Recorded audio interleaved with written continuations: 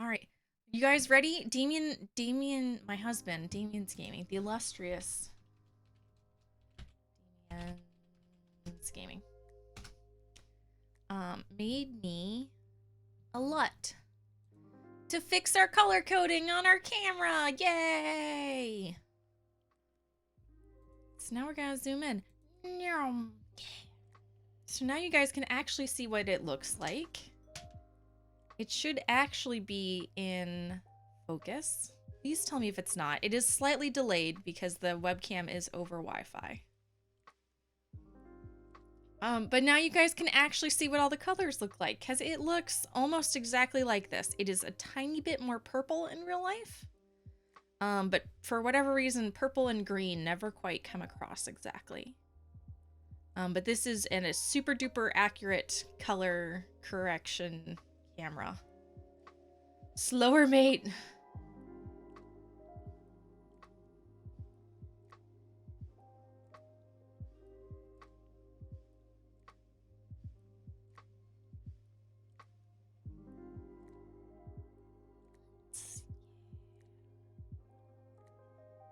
Delicious. Look at this. Sweet, sweet. I didn't mean to make it weird, but now we're making it weird. Yes. So yeah, it's just a tiny bit more purple in real life. But this camera is always a smidge too blue, but we made this one is exactly accurate, this camera, so. Getting some ASMR with it too. I was like, I didn't mean to, but I'll lean into it. That's fine. I'm down with it. Let me double check that our lighting is good and not too yellow. Pump it up a little bit earlier. Make it a little brighter. Is that too? That's a little blown out. Here we go. That's nice. Okay.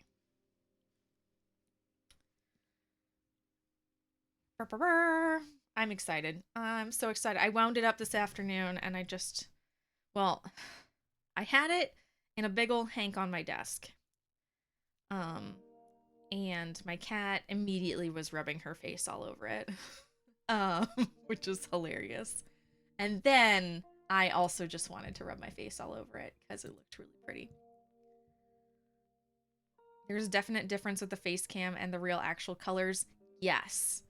Yes. Damien, my husband worked very hard to make sure that this new crafting cam shot is 100% exact so that I didn't have to keep taking pictures and then posting it on Discord and then switching over. So, we are good to rock and roll. The next step is to try and fix the face cam a little bit. But that's harder cuz the face cam always resets and the other cam is fixed.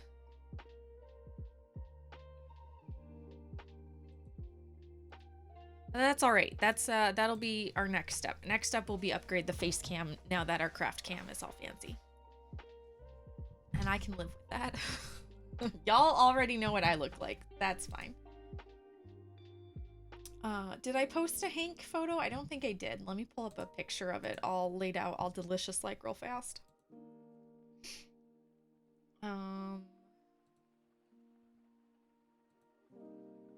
Did I take a picture? Didn't post it. Hang on. Let's post it real fast. Don't look at my secrets.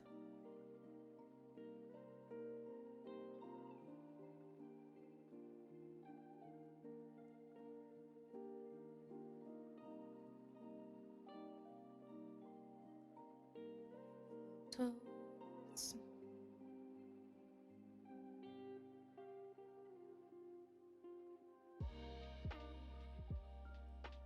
Oh, come on. Come on. There we go.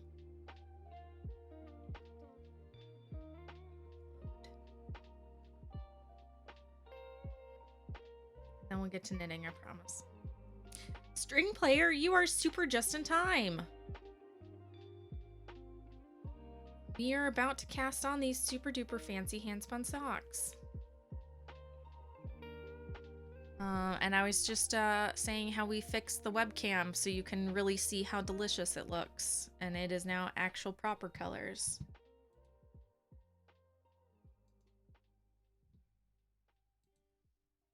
And I'm very excited. Here we go. Full screen. Oh. Internet. Oop. There we go. So that's super duper fancy. Extra minty looking. It's a little bit more blue than that picture. But it's so nice. What else should I print next for knitting stuff? Do you spin at all on Creative Automaton? I was gonna say, if you spin, you need to get into the bobbin making business.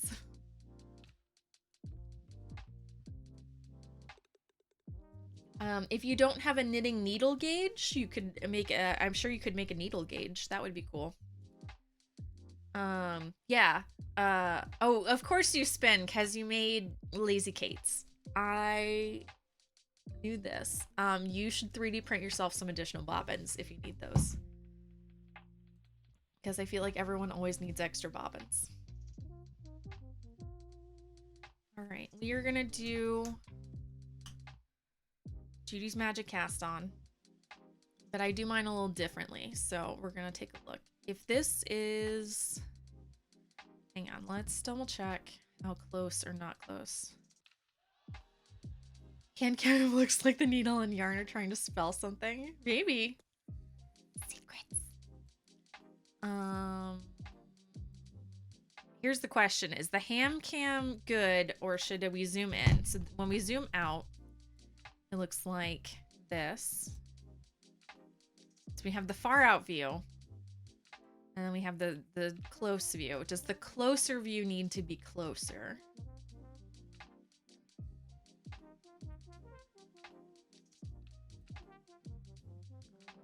We could go, let's see. We could go just a smidge closer. Without getting real weird.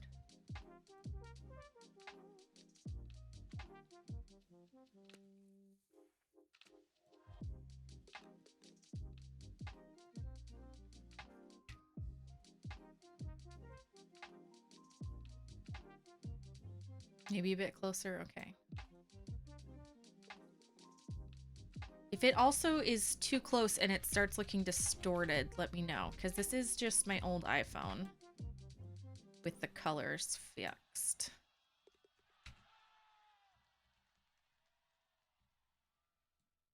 So if we need to adjust stuff, please let me know.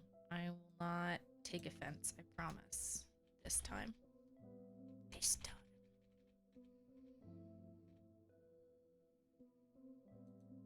All right, this is a little better. Oh.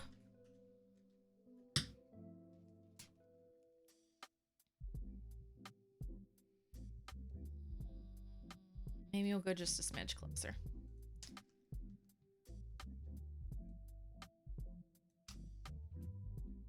Just a smidget.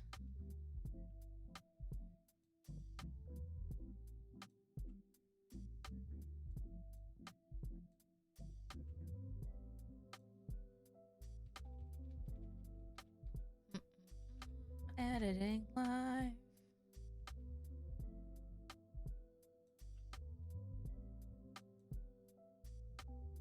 All right, let's try this. I don't want to get too close. I also am worried that if I get too close, it'll not quite look right.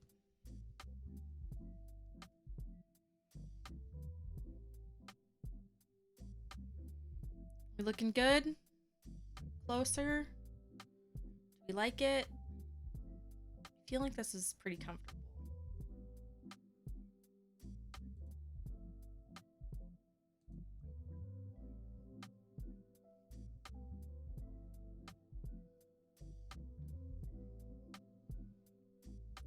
Move the bowl over here though, so it's not making a shadow. Yeah, we feeling good?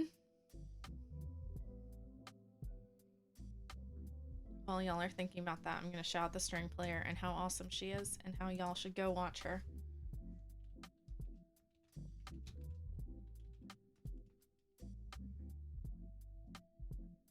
Alright. I'm assuming that that heart and those shades mean we're good.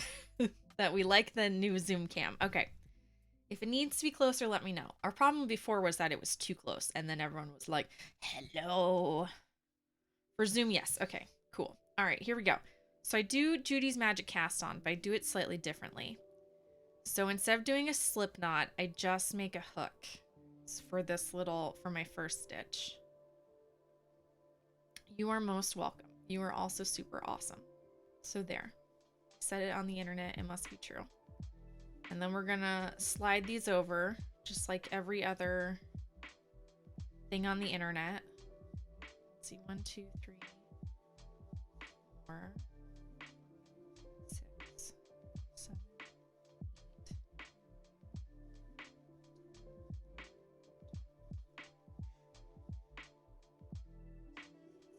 17,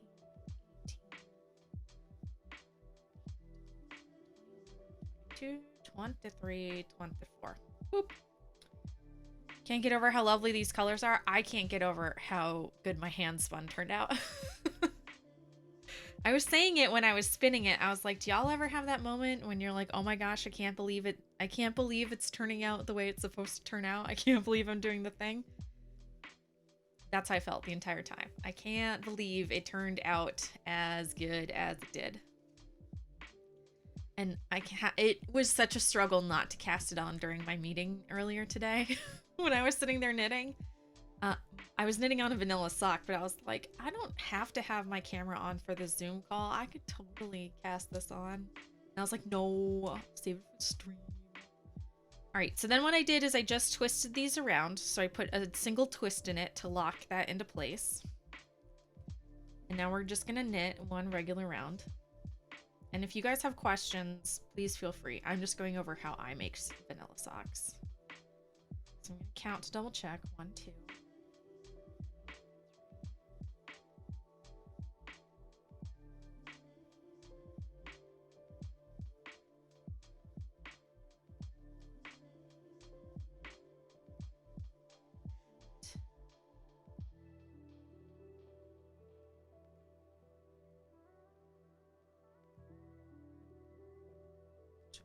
Did I put an extra stitch in here?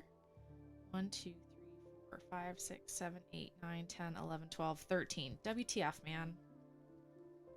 This is why we can't have nice things. I can't count. Derp. String player, first of all, you should cast on socks. Everyone should cast on socks. I'm part of the Toasty Toe Society. I think everyone should have nice feeling feet. It's like a hug for your feet.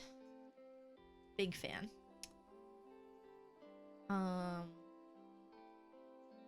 Let's do this better. Hang on. 2,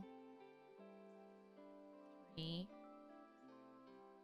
4, 5, 6, 7, 9, 10, 12, 13, 14, 16, 17, 18, 19. There we go. But all the already cast on whips. Socks that need partners, you're like my sister. You are very much like my sister. Hang on, let me get this. I will finish all my thoughts in just a moment. Cardinal Creations, hello, I missed you too. We're casting on socks. 1, 2, 3, 4, 5, 6, 7, 8, 9, 10, 11, 12, 13, 14, 15, 16, 17, 18, 19, 22, 23, 24. All right, take 2. Correct. So again, I'm just going to take the end tail and lock it in place. Just give it a single twist. String player. So first of all, I'm highlighting. So the Floof to Foot series, I'm highlighting all of the videos and putting them on Twitch. And if you guys don't mind Twitchception, I will show you real fast.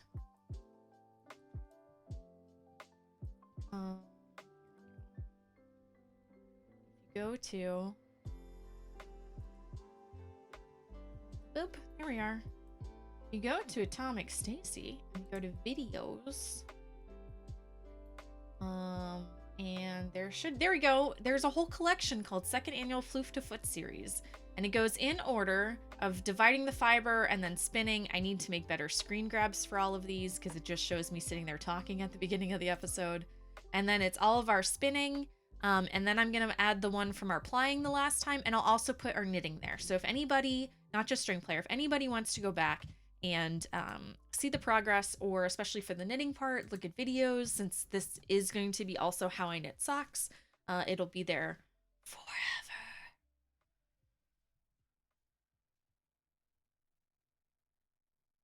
Cardinal, thank you very much. I was just saying earlier that I can't believe how nice it turned out. So you can keep VODs longer. Yes, if you highlight your VODs, this up. If you highlight a video, it stays forever.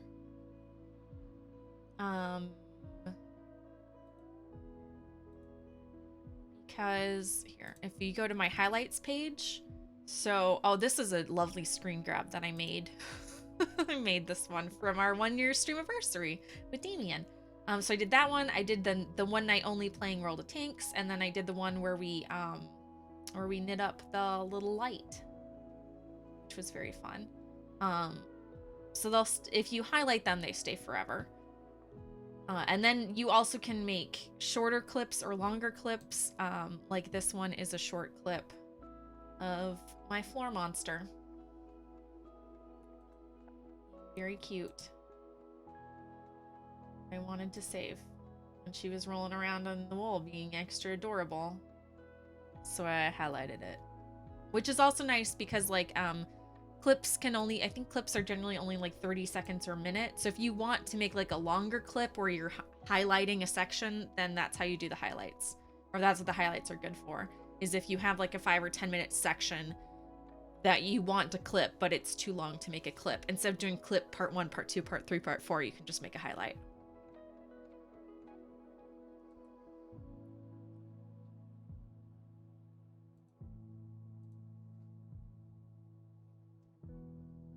Aw, yeah, she's a cutie pie. She's a cutie pie. And she doesn't normally she's not normally that cute on camera. She knows where the cameras are, I'm convinced. So when she was extra adorable, I had to document it. Prince Chadoyant. Hello, thank you for being here today. Thank you for the follow. Please tell me if I'm pronouncing your name correctly.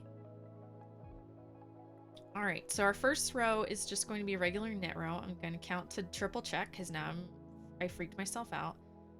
4, 6,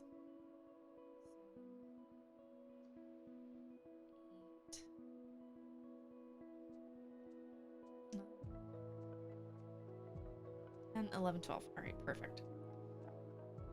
You start doing a couple knit-alongs where you only need to finish one of the socks in each collection, and then when it was over, you got distracted with other things. So my sister, oh, I can't believe I made such a rookie mistake. I knit with the tail instead of the... Everything that can go wrong is going wrong with this sock. Gosh dang it. Guys, I swear I'm a professional streamer and knitter. I swear I've done this about 1 billion times before. Always on stream too. I'm just like... Why? Why? It's because I'm doing 6 million things at once. That's why. Alright, we're going to do it proper this time, too. 3,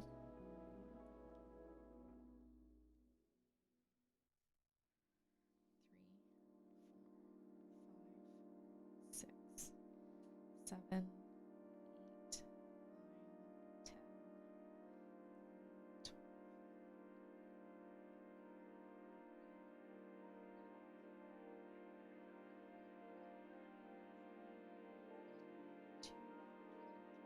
24. I always make the silliest mistakes on stream. It's super, you know you're a streamer when, right? When you mute the microphone. Come back from break. and you're talking and everyone's like, I think you're muted. You know you're a streamer when. You know you're a crafting streamer when. You make rookie mistakes like not being able to count. All right, I'm keeping the tail firmly on the other side. Try it one more time. Third time's the charm, guys. Oh, I definitely, I actually had to switch my audio, and it was much easier once I got my fancy microphone and the Mini Go XLR. But I actually switched my microphone so I can hear myself in my ears when I'm talking, so that when I come back and I'm on mute, if I can't hear myself, then I know something's wrong. Because it was a very common occurrence.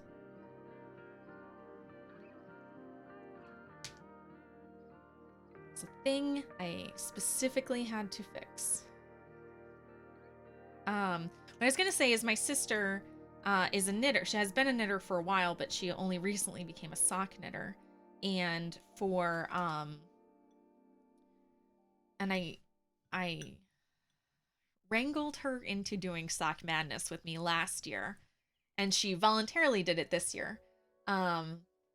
So her very, very first pair of socks ever was the qualifying pair of socks from the first Sock Madness, because you had to have, well, she did the one and then she went ahead and she knitted the second one. So it was the only finished pair of socks she had. And then she would try to knit along, and she did like one sock of all of them from the competition. And until I dropped out. So she was trying to keep pace with me. We did the same thing this year, where she knit the qualifier socks, and then, but this year she didn't have time to make the second one. So this year she knit one of all of the socks. Which is hilarious to me. So now she has like one complete pair of socks and like 8 singles, but she can't wear any of them because she's like me. Like, I am okay with mixed match socks, but they have to be like roughly the same size and fit. When my feet feel different, it throws me off too much. So only one pair ever, yeah. So I told her she is only allowed to knit mates for the rest of the year. She was also the sister where we're doing the sister sock along. So she has the golden, I keep saying this, she has the golden skein of wool of self-striping yarn that is supernatural themed, and she's a huge supernatural fan, and it's like too pretty for her to knit with. So for her birthday this year, I got her another pair of self-striping yarn, or another skein of self-striping yarn. I actually got her this one. I got her the exact same one as I did, and we're doing a sister sock along, so I could show her how to make just plain old vanilla self-striping socks. So we're knitting socks together, which is very fun. I'm still so very jealous that you can do 4-ply sock yarn. Hey, Jane Wayne. I'm jealous of people who can do any other weight of yarn. But yeah, it turned out delightfully amazing. And my husband was very, very kind and helped me fix our crafting cam. So the colors that are showing up are exactly the colors in real life, except the pink the purple is a little more purpley.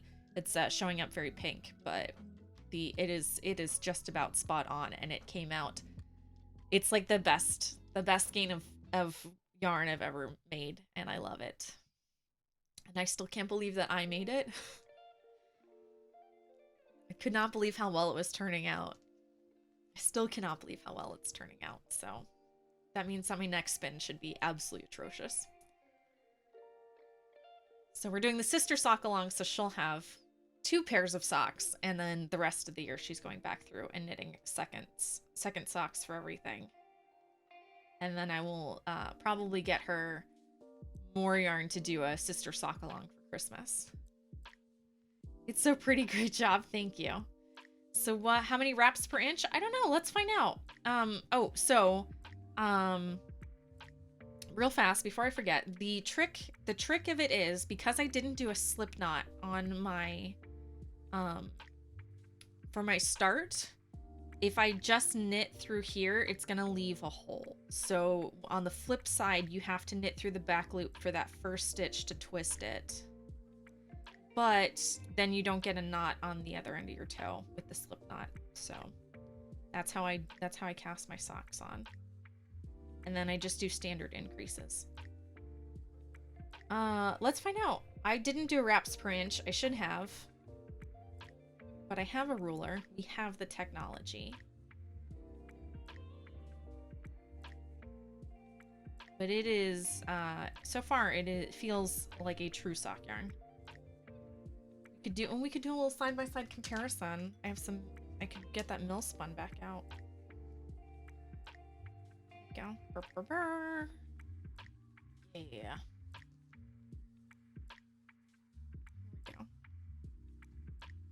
So they look, no, you guys can't necessarily see, but they look right about on. Mine might be a hair thinner.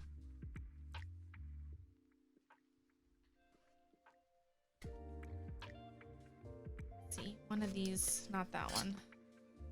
This one, haha, this flat. That one's flat, but this one has a little a little 2-inch peephole for your gauge, which I absolutely adore. Scott, I've missed you too. I sent you a message. I didn't get a chance to see if you responded. I hope you're okay, my dude. Miss you. You left very suddenly on Saturday. I've been worried.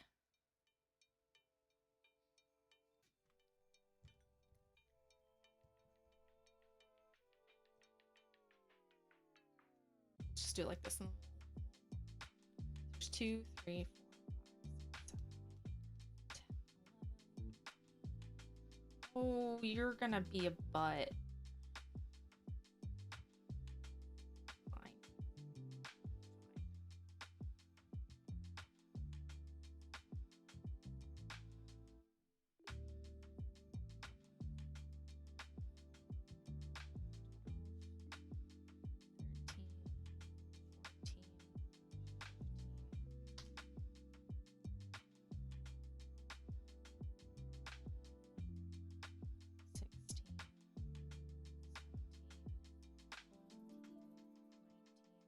20, 21, 22.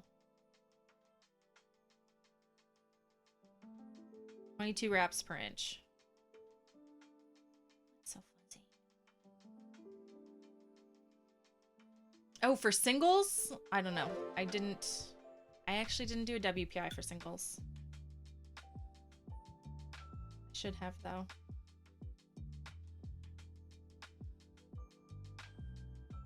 Something happened that I didn't even see. Just show you I'm not paying attention. Things are better. I'm glad to hear it. I'm very glad to hear it. You had me a little worried there, my dude.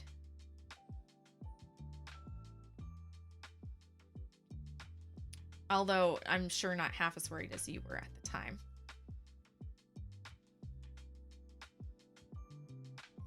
Congrats on making the perfect yarn. Thank you.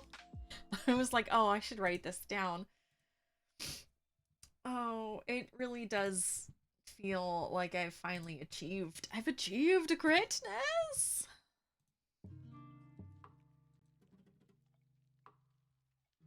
What did I say? 22 wraps per inch? Just a hair lighter than fingering, but super squishy. All right, there we go. Cheese fondue for dinner. Oh, chocolate fondue for dessert. Sounds delicious. Also, mushrooms make very good fondue. With the cheese. Cheese bits. You know what we're never ever gonna have for dinner in my house? Cheese fondue. My husband doesn't like the taste of cheese. So it sounds like a dream to me. A dweem within a dweem. Scott, we watched The Princess Bride on Saturday in your honor. I know that you couldn't join us. If you don't have access to, although it's on Disney Plus right now, so you could watch it. The kids love it. Heck yeah, I bet. Sounds freaking delicious to me. I'll eat all sorts of vegetables you smother them in cheese.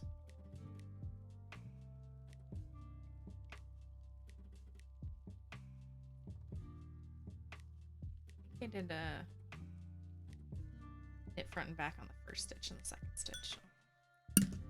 Unless I'm there to choose by the pounds. The dirty cat is sick. She is all sneezy and she has me worried. She's got a little kitty cold. Dirty, where'd you get sick from? She says she doesn't know. She's in the box behind me. I don't know if you guys can see her. If I move to just chatting, the teacup hides her.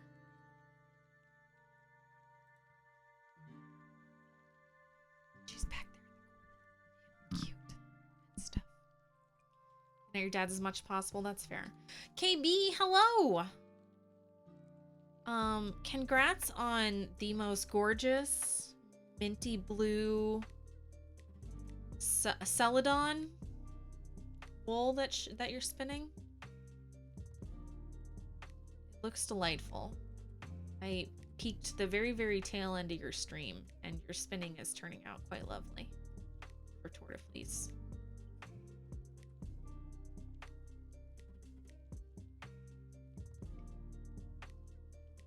Scott, if you came over here, I would give you access to the cheese drawer in the fridge, which is just 1,000 ways to sneak cheese in at the end of a right as you're dishing up a meal.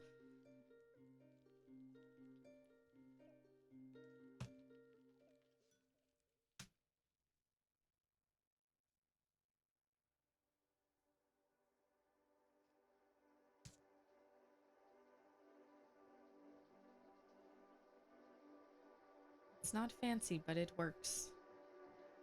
Right, so we did our increase round. So, those of you who are not familiar to vanilla sock making and you're following along, what we're doing is we're doing every other row is a make one. So after our first row that we knit, every other row is a make an increase round. There we go.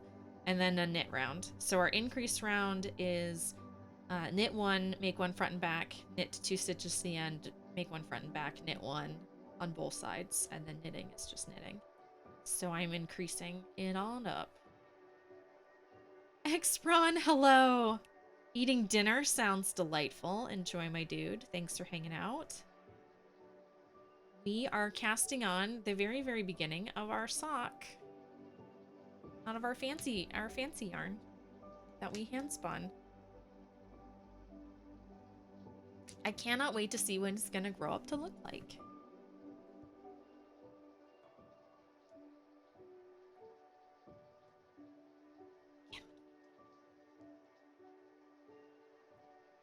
To all of you guys doing Tour de Fleece, congrats. The public is with you. I am not. I am spinning along, but I am not competing this year.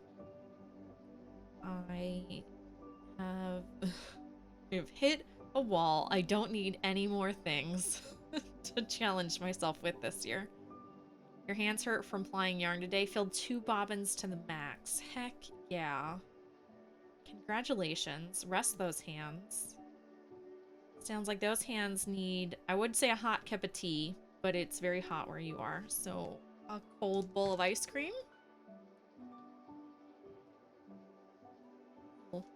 Little tiger balm.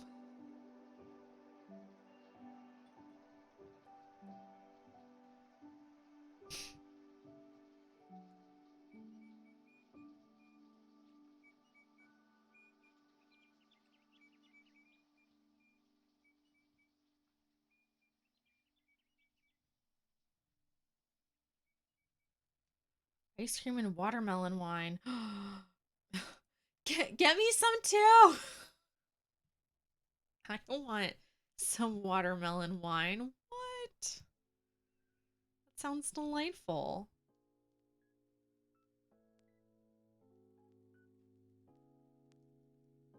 Although if you came back with 2 glasses and then drank them both, that would also be fair. In my honor. All you have to just say, for Stacy.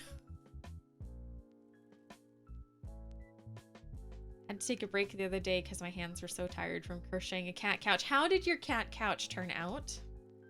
Also, that is why I don't crochet. My hands, and especially my wrists, do not like it, unfortunately.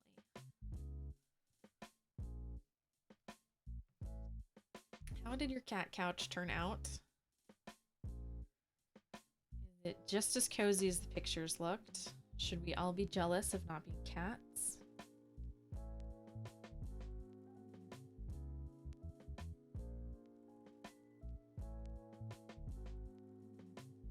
Because it looked pretty cool when you were making it.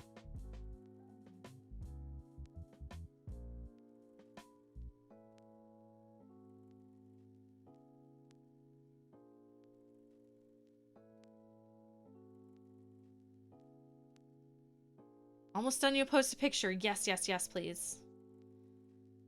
Awesome. I have a feeling it's going to turn out amazing and you will be very happy to show it off. Could be better, but it's for an animal. I think it's also the first piece of furniture you've made or crocheted. If you have made furniture, the first piece you've crocheted, certainly. I think you have a little bit of leeway there. So this is the part where now that our knitting is getting a little wider, we want to make sure that we're folding it over and then closing in those sides. So making sure that the sides are nice and tight.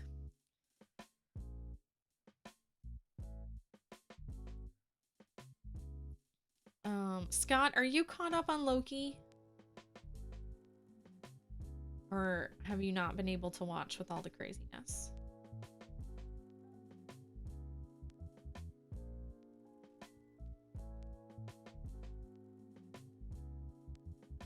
The cats like the couch more like a bed when you put the back piece and the side pieces on. They didn't want anything to do with it.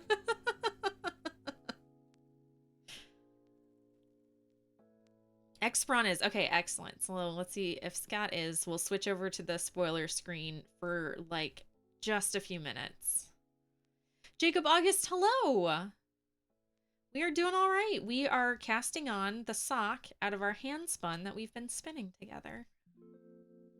It is cast on day. I am very excited. I also have a little tiny pigtail that I cannot hide. That's what I need to get better at in my spinning, is not having these little tails.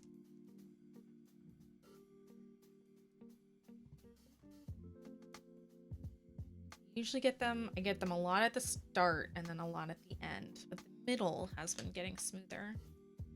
Haven't watched any TV. Your dad watches old cowboy movies. That's fair. All right, we'll wait to watch Loki. But you have to tell me when you are caught up so we can talk about all the things. Everyone has a different conspiracy theory.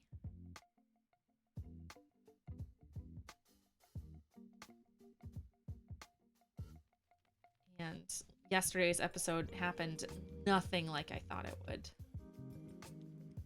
Of all the things I thought would happen, one of them happened.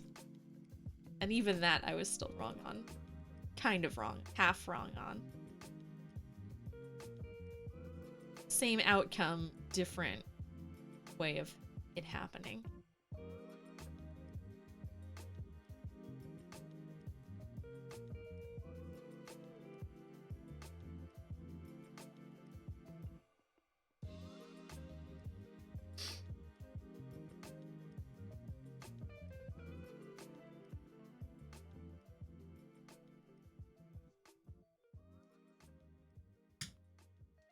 But Scott, when you are caught up, I made this screen for you. I made it. I made it just for you, Scott. Just for you. For later. You know me, I'll binge watch till I'm caught up. Well, there's no rush. But when you are caught up, you are legally obligated to tell me so we can have a discussion.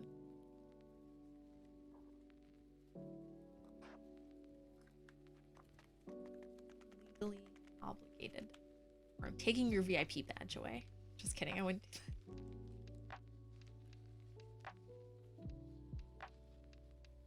I'm gonna need to take my sweatshirt off. I have been freezing all day, and now I've made tea, and now I am quite flush.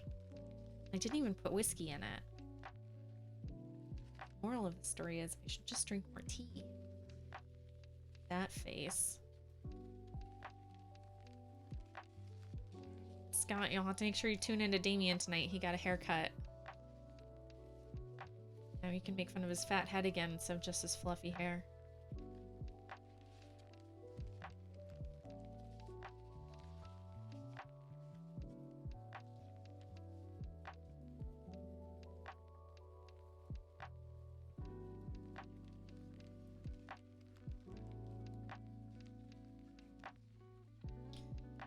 Xbron, he's starting to get a mohawk. He got like the midway point until he fixes his hair. LOL shade. It's only my husband, it's fine.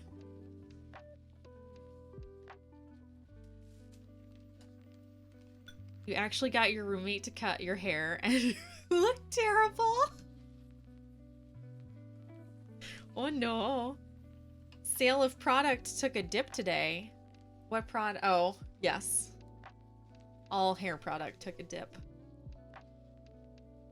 But not too much of a dip because it's still quite stylized. He will be getting a mohawk, but he has to grow out because he had it longer in the front and shorter in the back. So he cut it more evenly so it can all grow out together. So he got a shore up trim. He hatched a plan with his hairstylist. He got like a halfway house haircut on the way to Mohawkville.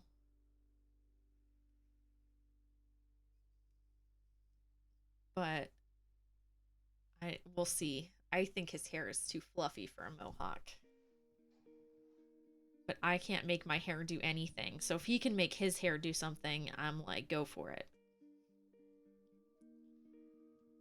I got a haircut, and I got the exact same haircut from the exact same guy I've been getting a haircut from for the last 2 years, right? I got this haircut the January before the pandemic. So year and a half, same hairstylist every 8 weeks, 8 to 10 weeks.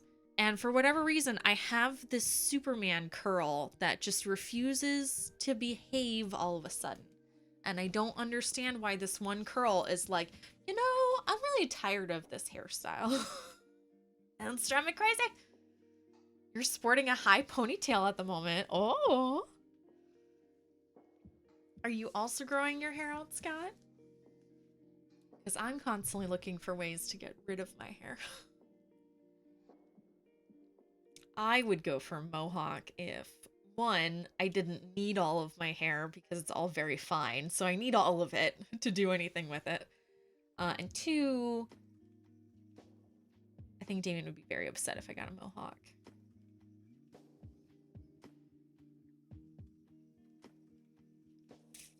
Just saying. Ariana Grande, is that useless? That's, if you could just picture Scott like Ariana Grande as an older middle-aged man, that's exactly what Scott looks like right now.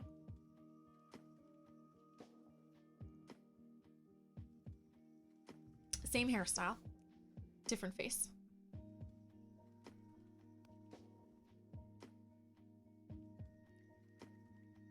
Shaving the lower half. You are, or I should? Because I thought of because I need that hair. If I just shave the bottom half, then the top half looks much too thin. I need all of my hair, unfortunately.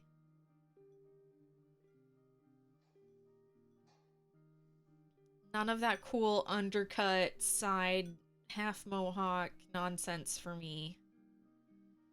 You'll have to watch Punk Pixie Blue for all the punk rock hairdo. Fun. And then, of course, I can't even style it half the time because I'm just wearing headphones all day. So what's the point in putting a ton of product in and then smushing it down with headphones? Now I know why Damien had that front swoop. Because headphones didn't have anything to do with it. I look like Ariana Grande. I'd never leave my room. I'll be in my bunk.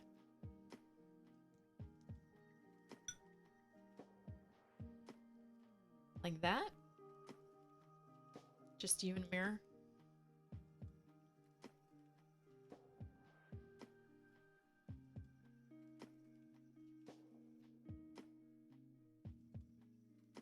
Shaving the lower half and the top is growing out. All right. Are you also getting a mohawk, Scott? Is there some super secret internet mohawk society that I'm not allowed to be a part of?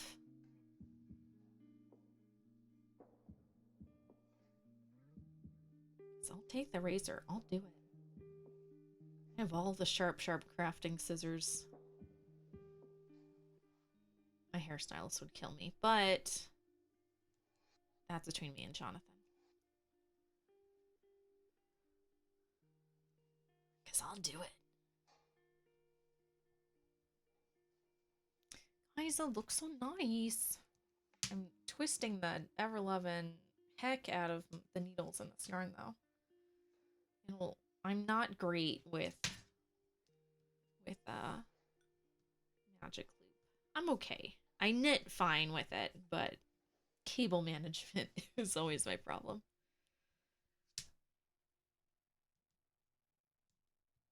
What is up with her fake tan? It is super problematic, and people have been trying to call her out on it, and then she puts out like a new hit single, and everyone's like, but her music's so good! And that's how it starts. A Viking ponytail. Okay, that's pretty cool. Now I'm jealous. All the dudes are doing fun things with their hair. To look respectable. For like a job. Oh. My job would let me get a mohawk. I absolutely would.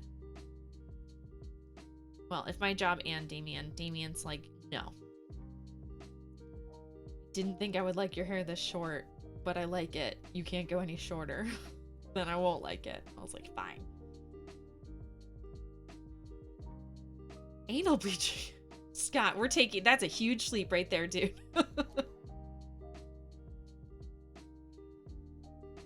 And besides, I thought Gwyneth Paltrow made it cool to... Aren't you supposed to tan it? Aren't you supposed to tan your asshole now? Is it perineum bleaching? Or tanning? Blinks. Sorry, Hardcrafter's Corner. We have digressed. It is true. We have definitely digressed.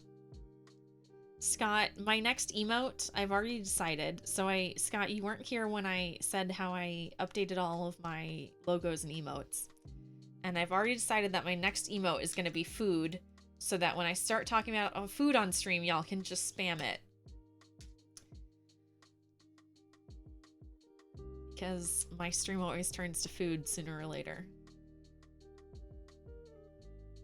In this case tonight, it was much sooner. Always takes a turn when I'm here. There you go. I haven't decided what type of food, but I definitely decided our next emote slot will be food if we ever get up there to enough subs. Future planning.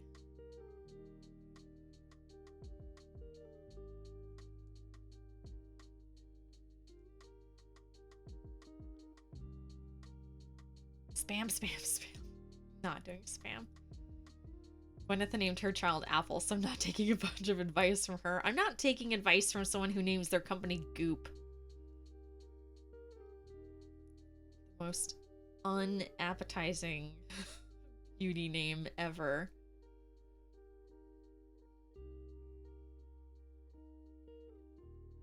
Oh, thank you.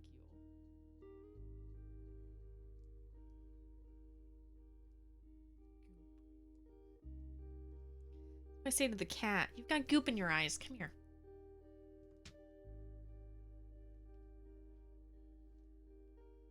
Paying money for that? I can get that for free.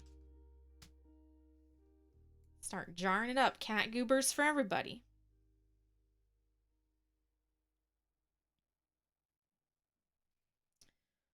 Making sure we don't have any holes.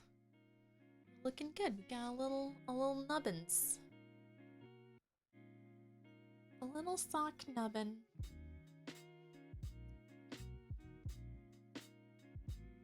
What if I was like, okay guys, that's a stream for today, bye!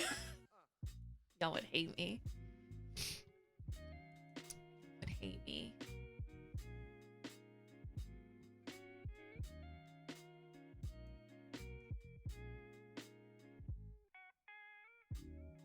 Probably. Do I like this gauge or should we do it on zeros?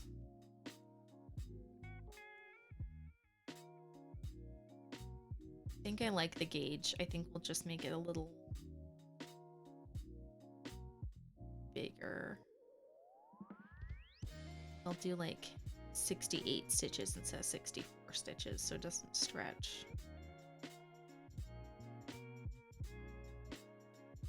Oh, Crafty, hello! How's it going? We're casting on our socks. I'm having an existential crisis if ones are good or if zeros are better.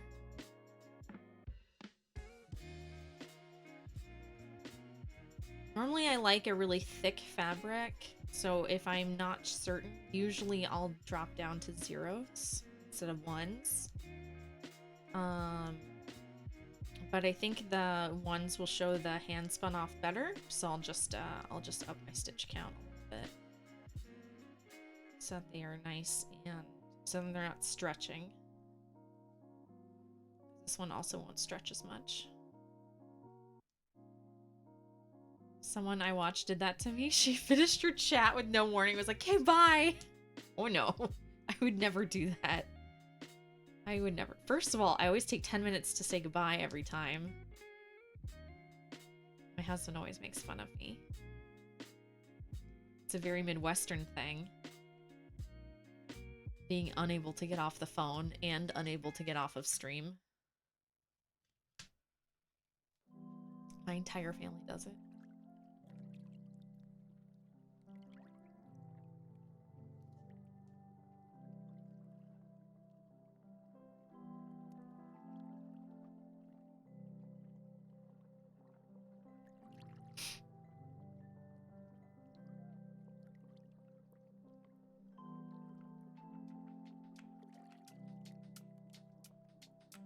All Crafty, how have you been doing?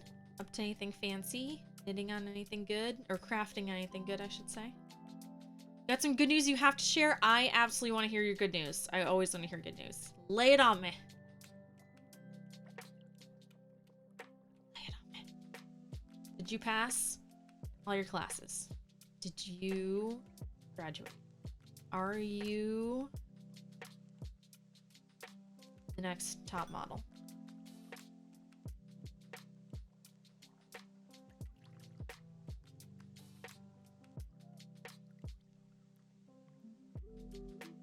Am I making this unnecessarily weird? Answer, yes. Always. You know, guys, I'm thinking...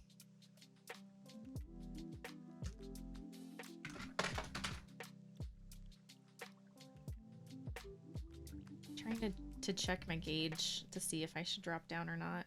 Wondering if I should.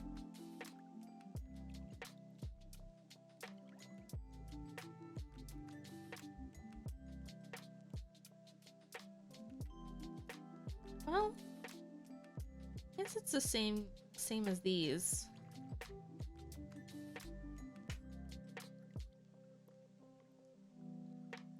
We'll fuzz up more. I want to make sure that these are gonna last. 'Cause I know these will. So it's just a hair thinner. I think we're good, because I think if I drop down, we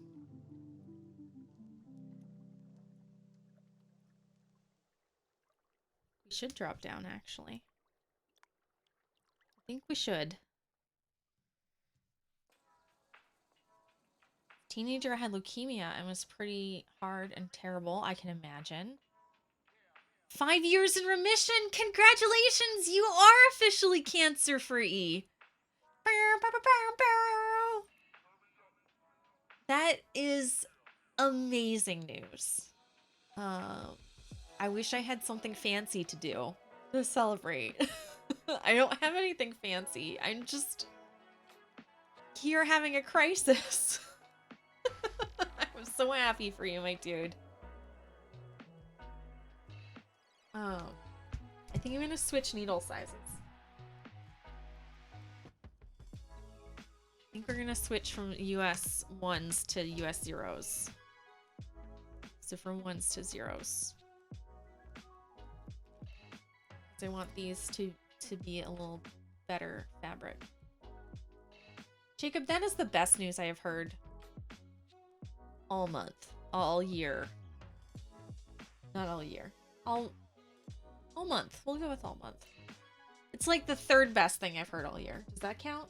That should count. Are you doing anything fancy to celebrate? Are you having just the best dinner, cooking your absolute favorite thing, only eating your favorite dessert for a week? Buying all the yarn, all the fabric? What are you doing to celebrate? Because you absolutely should treat yourself to something delightful. Delightful. That's all right. This is gonna be good because then I can use my tinier needles anyway. I actually like these. They're much shorter.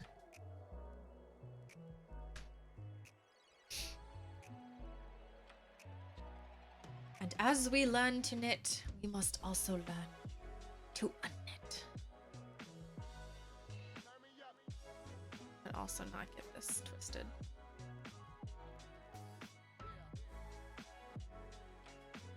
Boop. All right, there we go. As though it had never happened.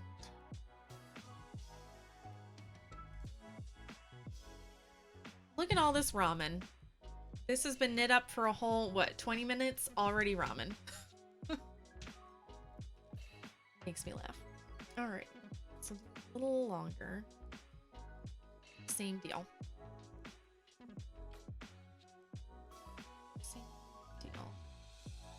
Back with the goods. Welcome back, KB.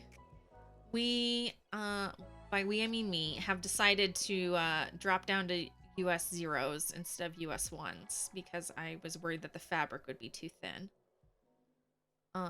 So I will say the main thing about socks is that having the correct fabric and fabric gauge and fit will make all the difference in how long your sock lasts. This is a light fingering, so it is just a tad, it was a tad too thin for my liking.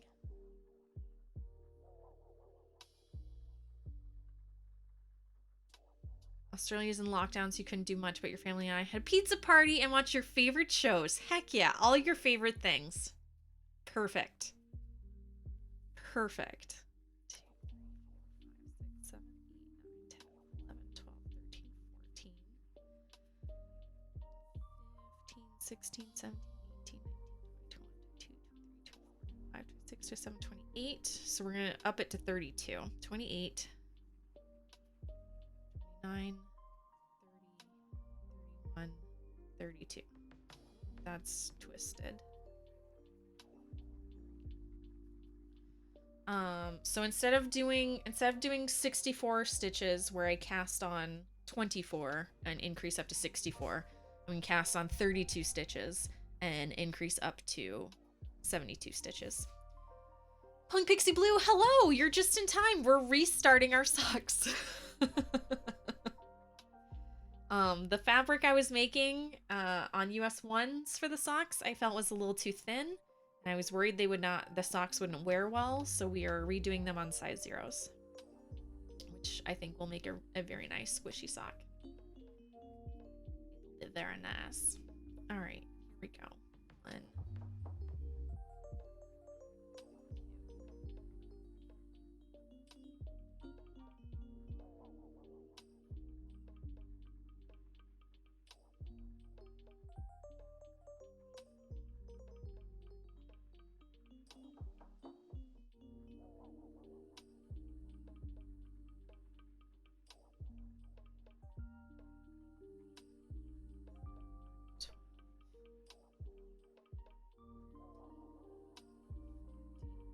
15, 16. Perfect. Nailed it. I'm trying to be better about making executive decisions in my knitting, because usually I'll wait and I'll wait and I'll wait until the last minute, and then I'll be like, I don't like it turning out, and I'll have knitted like the whole toe before I decide. So I'm trying to be better at, say, when I'm questioning things, to just go with my gut. So again, on the first row for the back side, I'm just going to twist that first stitch by knitting through the back loop, and that's how I get away with not doing the slip knot.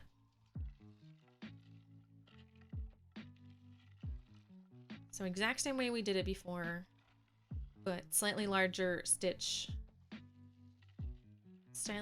larger stitch count, and on smaller needles. Right in between a US 1 and a US 0 for socks. For most socks, if it's a light fingering, I'm always a 0, and if it's a true fingering or a thick fingering, then I'm a 1. And then when you start adding in all of the color elements and everything, that's when my knitting gets very tight. Because I used to be a very tight knitter, and I've had to work to loosen up. So any new methods like cables and color work, I go right back to being very tight again. So cables are usually at a 1.5, depending on the cable size, or increased stitches for sure. Increased stitch count. And then color work is like on a US 2. Because at least cables have some stretch to it. Punk Pixie, how are you doing tonight? How's it going?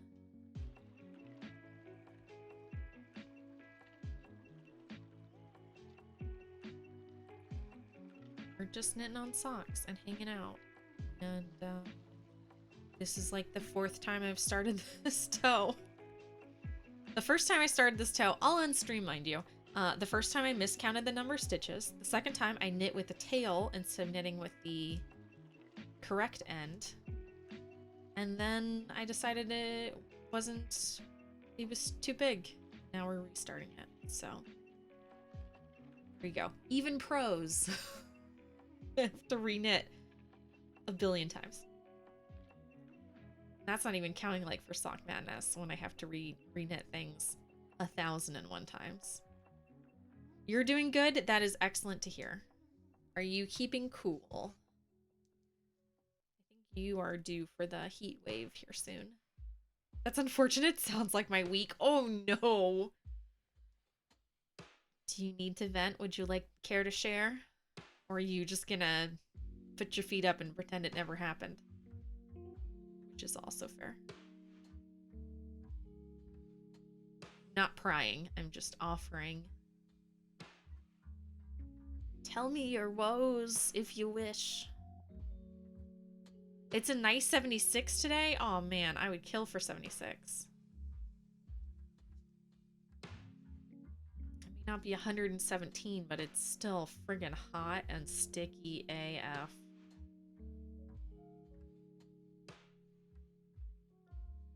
The rain is the only thing that's been keeping our temperatures down lately.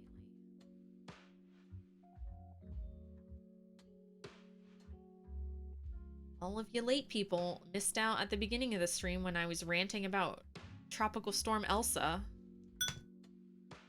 How I did not need that. I do not need her in my life. Punk Bunny has pink eye and a cold and an ear infection, and he gave 2 of the 3 to Drunken. Oh no. Oh no. Poor kid is having a rough go here lately. Because he's been sick for a bit.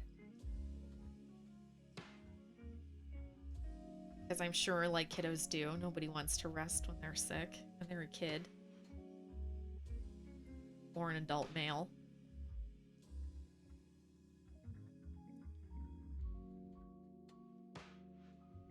Don't know how he passed on the pink eye. The pink eye is the one that he passed on?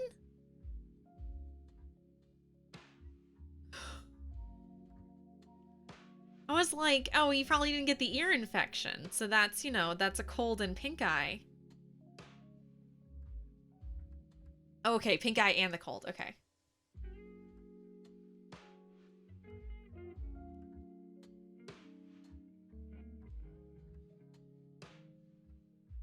I was like, oh, I read that. I misread that. Okay, okay.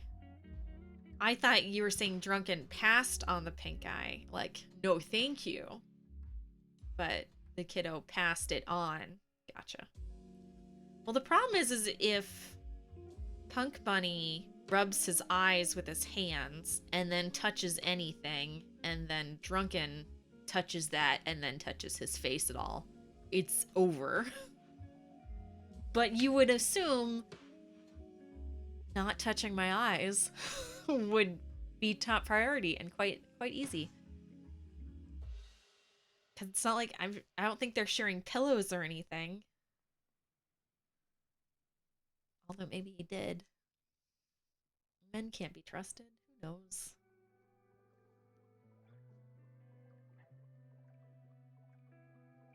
I'll wander into anywhere and then immediately forget about it. We've had 2 years practice not touching our faces.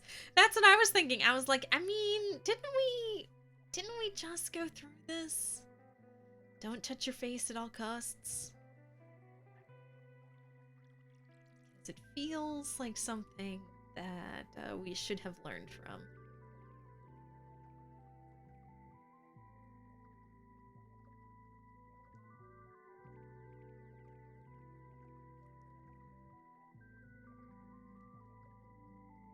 Plus, Drunken is a germaphobe. Well, clearly, he's not. Or he's not a very good one.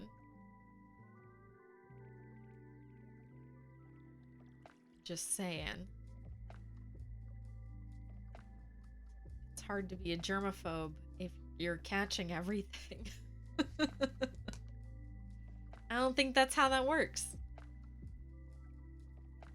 Not a very good one is right. I'm not certain how well thought through this plan was, Master. Oh, poor guy. Is he at least holding his own while being sick? Or is he like... Is he like man baby sick? Because Damien doesn't get sick. If I get sick, Damien can usually avoid it. He's usually much better about not getting sick in the first place than I am. And then once one of us are sick, we're really good about not passing it to the other. But when Damien is sick, he is... Mommy, can you please come and give me a sip of juice sick? Man, baby. Totally. No pretense. Yeah.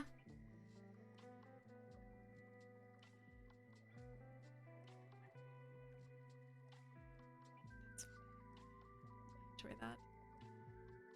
I mean, I know you don't enjoy that. But it is quite funny. On Tuesday, Damien had a migraine. He's like, I don't know how my whole head could hurt so much. And I was like, dude, it's a migraine. He's like, it hurts so much. I was like, dude, I get like one a month. But my whole face felt like fire. Yeah, that's what a migraine is. Welcome to the club.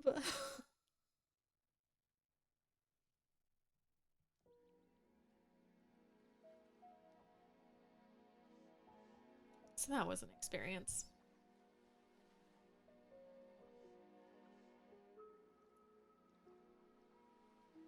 Use the term experience loosely. So how are you guys doing? What are y'all crafting on? Anything fancy? Punk Pixie, did you manage to get your loom all warped up? I saw for a few minutes you working on it on stream and then promptly actually had to do real work. This week has been quite busy, which is nice. It's the first really busy back to normal week I've had since I went back to Disney, and I've been enjoying that immensely.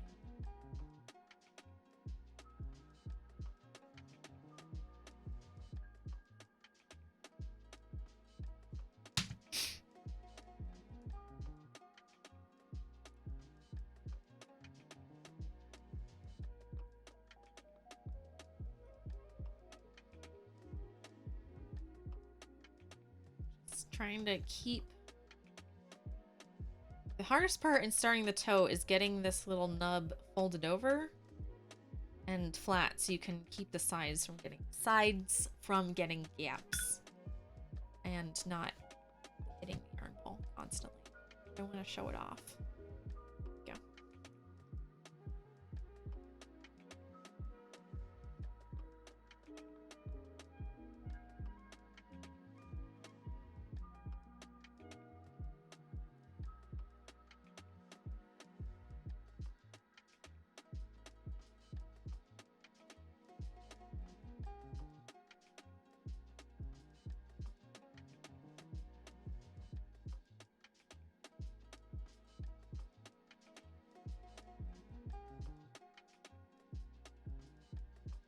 Counting this row.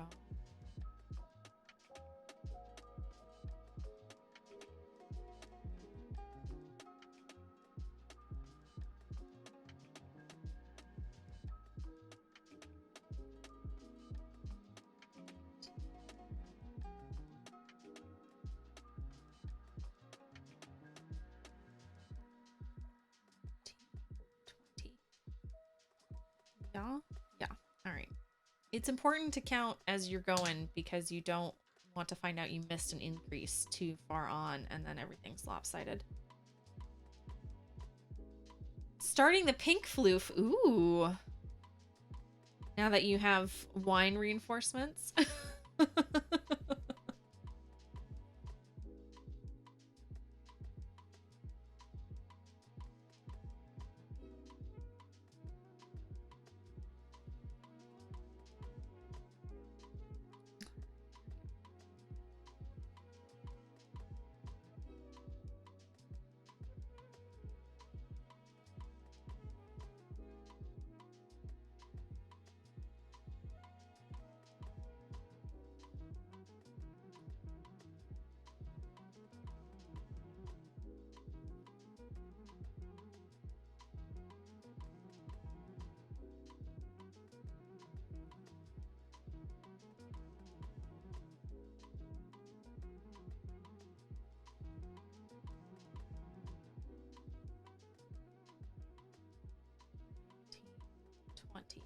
Nailed it.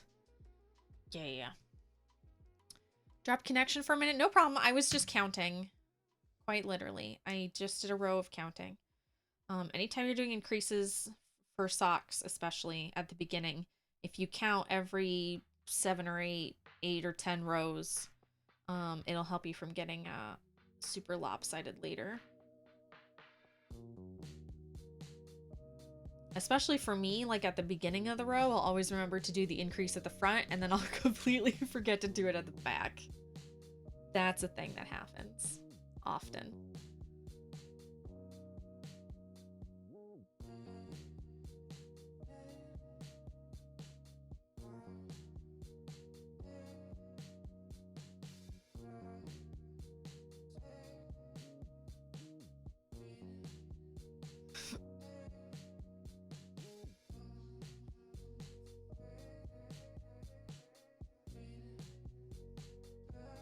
I don't have a whole lot else going on. Tuesday I didn't stream because the dentist scanned my teeth. Took like an hour to scan every tiny millimeter of my mouth to make sure that my Invisalign was working, which is cool. They are going to order me a couple more sets of trays to fine-tune a couple of my front teeth, but they did finally fix the bite in the back, which is nice. So my bite is now fixed. And is it working, the Invisalign? Yes, it has definitely worked. So we had to fix my bite because I was grinding my teeth down in my sleep. Unevenly at that. It wasn't even a good grind. It was a lopsided grind. So it was cheaper to have them... It was cheaper to just pay for the Invisalign and have them fix my bite and fix that and get all the retainers and the night guards than it was to just order everything separate for the retainers and the night guards by having it custom made. So I was like, well, screw it. If we're gonna fix one thing, you can just fix it all. So it's fixing my teeth, which is delightful. My teeth weren't not bad, by any means, but teeth over time generally just tend to move forward in general. So I was definitely getting crowding, and it will soon be fixed. So I started last year around Thanksgiving. Just before, oh, that's right. It was just before Thanksgiving because I was worried I wouldn't be able to eat Thanksgiving. So it was like 2 weeks before Thanksgiving I started. And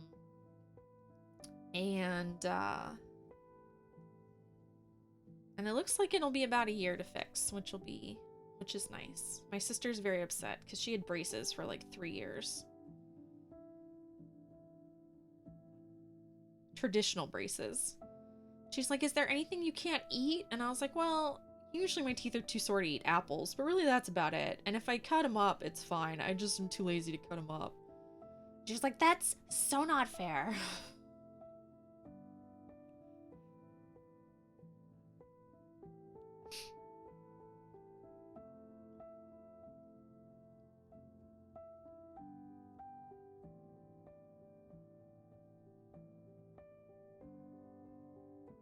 I don't wake up with headaches anymore.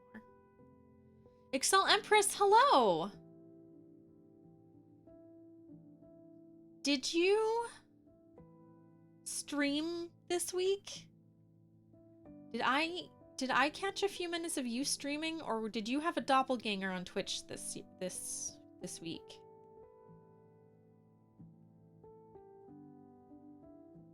I dodged the braces by totally need my wisdom teeth out. So Punk Pixie, I thought the answer to my teeth problem was going to be them finally taking my wisdom teeth out because they had never taken them out before. So I was assuming that they're just like, oh, well, you're grinding your back teeth all weird because you don't need those wisdom teeth. We'll take them out and that'll be fine. And it actually turns out that I'm one of the few people who have room for all 32 of their teeth in their mouth. They just weren't lining up because I didn't have my wisdom teeth out and I didn't have braces. And I clench my teeth in my sleep, and it's a global pandemic. And I could not have been more stressed out at all than I was this time, October of last year. I was at max level stressed out. Could not have been more stressed if I tried. Knitter Girl, hello! Come on in. We're casting on a pair of socks. I know my hands are in the way. Soon there will be more of it, and it will be easier to see.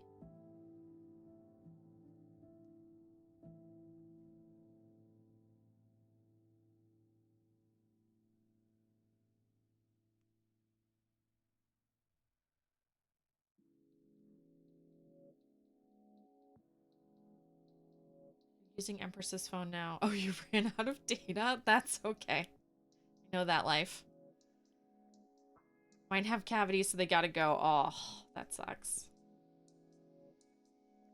Punk Pixie or Shro, did Sarah stream this week, or does she have a doppelganger on Twitch?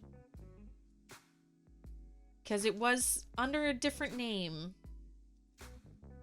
but it was similar, but not quite the same. Now I'm confused. And if it was her, I would like to support. You're kind of lurking. You feel like a newbie. Scott, why do you feel like a newbie? Scott, I'll get you all caught up. You ready? So what happened was... Did Sarah Shro stream this week? Under a slightly different username. Like SRX Shrowski. Because someone who looked and sounded almost like Shro streamed, and I couldn't tell if it was her or not because I caught literally the last 5 minutes of their stream. She has no intention of streaming. That's what I thought. There's an imposter. Let me see if I can find him. I was very confused. Did I save them? Of course I didn't save them. Gosh dang it. I'll search my history. Shro has a doppelganger who did their very first stream on Twitch knitting this week. And I couldn't figure it out, and it confused the heck out of me. And I'm sure if I watched more of their stream, I would know it wasn't them. But the 5 minutes I watched, I was almost convinced. I will find them. I will post it in the Discord. Also, I need to find out when the next time they're streaming is. BRB getting ice cream. You two enjoy. You two enjoy. All right, Scott, we're going to catch you up. You ready? Here's everything you've missed. So we took... I'll show you a picture of it. We took this super fancy wool, and we spun it up on stream, live on stream. So it looked like this.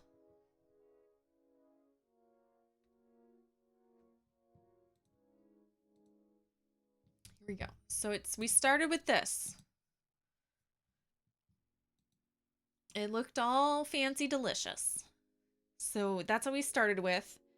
And then we spun it together on stream, and now we're knitting it into socks. So we're doing the whole start to end for hand spun, hand knit socks together on stream. So that's where we're at. Last stream we finished spinning it and plying it, and this stream, we can marvel at how it turned out. It looks so delightful, and now we're starting to knit it into our first sock. Dick Dastardly, hello! How's it going? We had started knitting it on a larger size needle, and I felt it was going to be too loose. So I switched to from US 1s to US 0s. And the reason behind it is, for socks especially, if your sock is if the fabric is the proper kind of drape and the proper size, your sock will last infinitely longer than if it is the incorrect size or is knit too big or too small and then stretched.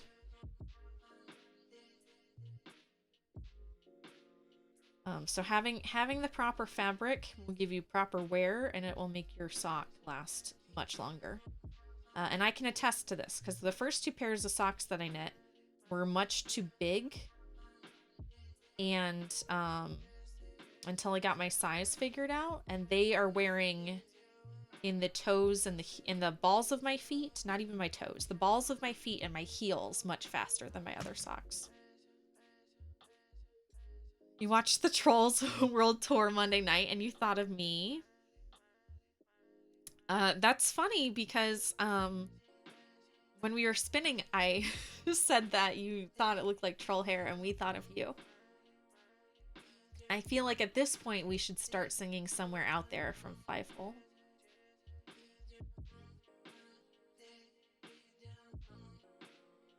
Seems about right.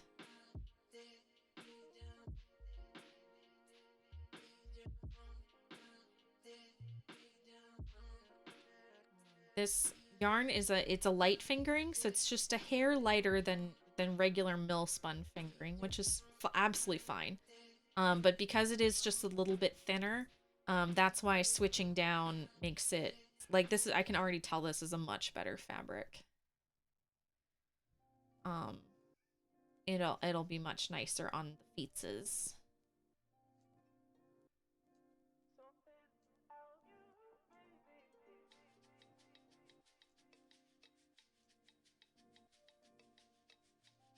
And I'll show you a perfect example.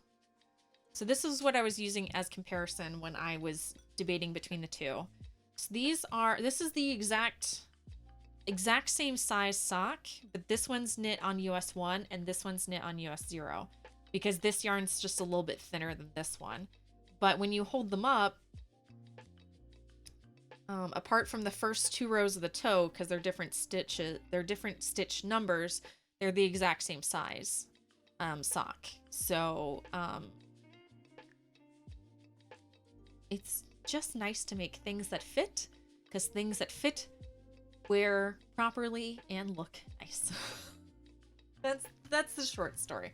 I could go on and on about how proper fit is so important, and I'll just end up making a fool of myself. This is like the perfect flamingo shrimpy pink. Hang on, I'm gonna pull this up and then I'm gonna get a cat. This is what KB's spinning and it looks delightful. Come here, Pearl. Hop up.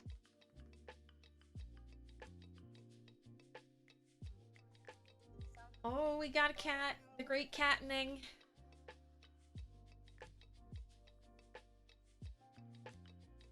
KB, this looks delicious. So are you knitting with a project in mind, or are you just knitting because it is sock madness time? Or spinning. You're not even knitting. Are you spinning with a project in mind, or are you just like, now's the time to spin all the floof? And this is the next pile of floof. I will say I do tend to do that where I spin a bunch and then I knit a bunch. It's a pearl cat. I had this before I caked it up. I just had it flat on the desk and she would not leave it alone. Yeah, as it smells like fresh wool and wool wash. Just spinning to get it done. Okay, okay. Want all this yarn bee fluff done. That's fair. I mean, Tour de Fleece is the perfect time to do it. I think that's also a reason why I didn't want to do Tour de Fleece this year, is I didn't want to get spun out, because the past couple of years I've done a ton of spinning for Tour de Fleece and then I don't spin for like the rest of the summer. And this year I was keeping my 15-minute goal and I was worried that I would outspin myself and then I wouldn't want to do any spinning. Ziggy, hello. It's going all right. We are casting on the beginning of our sock. My pearl cat came to say hello. She's hanging out. Ziggy, thank you for the sub, my dude. 3 months in a row. Do you ever have those moments where you're like, I can't believe I've known this person for this long? I can't, time is flying by. Flying by. Are you just gonna take a bath on top of my yarn?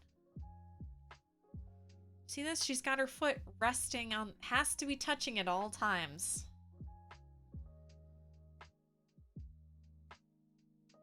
Now say hi to the people? Say hello? Yeah. What a big yawn! What a big yawn! What is this back leg doing? Oh, I want to get that tum, but it's a trap. It's a trap. Oh. Hey Sturgis, how's it going, my dude?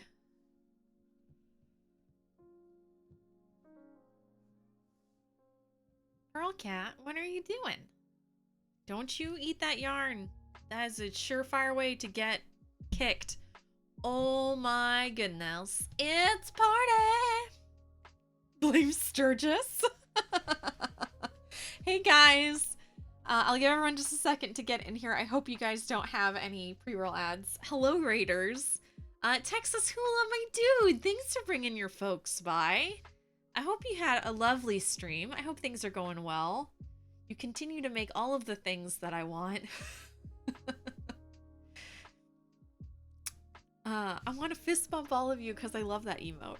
How's it going? This is the Pearl Cat. She loves the smell of wool. So she is just here to figure out ways to rub her face on my yarn.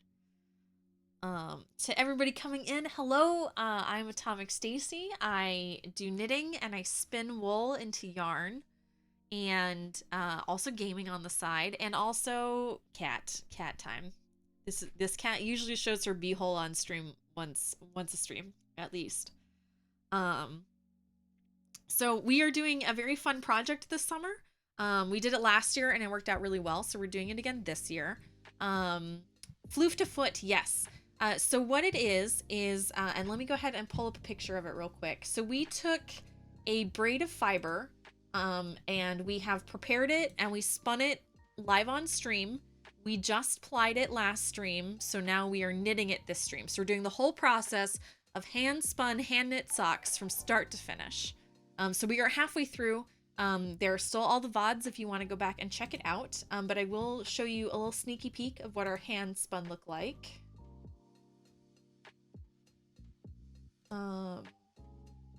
Get this pulled up. I was not prepared. Blame the cat.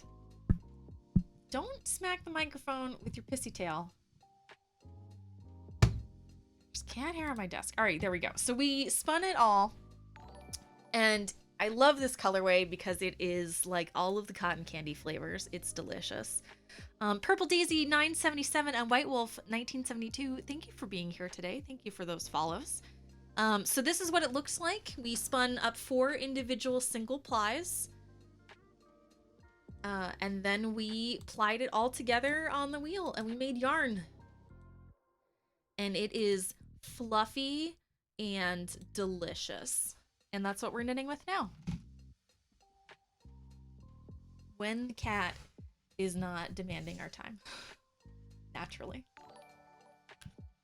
Crochet 70, thank you for the follow. Thank you for being here today. Everybody, if you guys have questions about anything I'm doing, please let me know.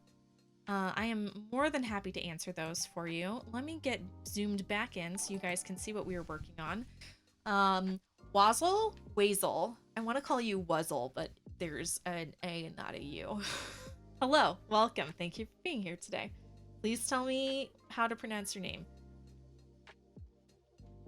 Feel free to put Sturgis in the corner. He's used to it. Oh.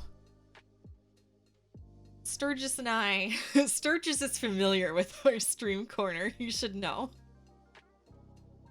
We can call him all sorts of things. You're a lot nicer than us. That's fair. That is absolutely fair. So these are toe-up socks. So we're starting at the toe. So there is a cast-on that I did.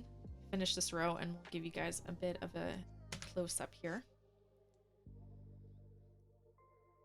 Our crocheting Grams, she's a super sweetheart. Texas Hula, I haven't met any of your people that I didn't like. I think you attract the finest crew. So we cast on with the Judy's Magic cast on. So what it did is it created a seamless cast on.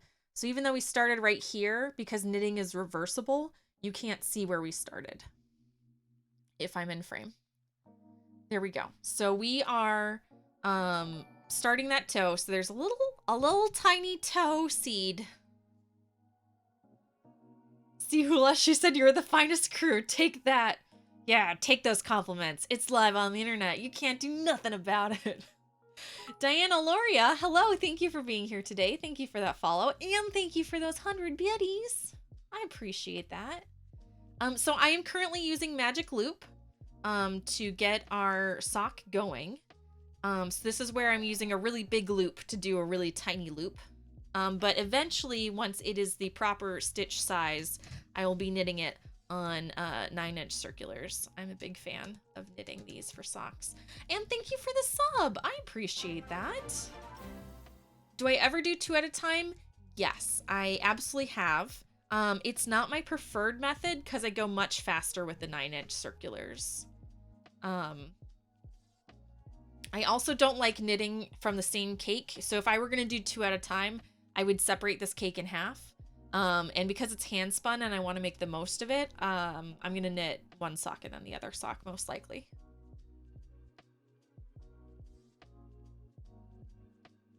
But you absolutely can. It just gets really fiddly. 9 inches is too big for my 8-inch foot. KB, I forgot you have fairy feet. I think we talked about this.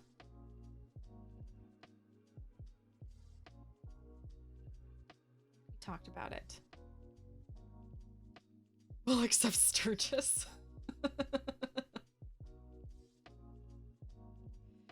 After you cast on, do you divide the stitches evenly for Magic Loop? Yes. So the way we cast on, actually, I'll show you guys how I cast on real fast. Um, we'll do it quick and dirty. Won't go too into it, but I will show you real fast how I cast on.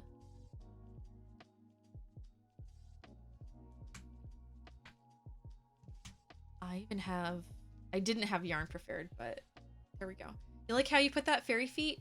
KB, so my favorite book is Ella Enchanted, and in it they talk about how, so it's not a true fairy godmother, she's only half fairy, and she talks about how all the women with fairy blood in them have very tiny feet, and so they always wear like full-size skirts to hide their tiny fairy feet. So that's what I go with.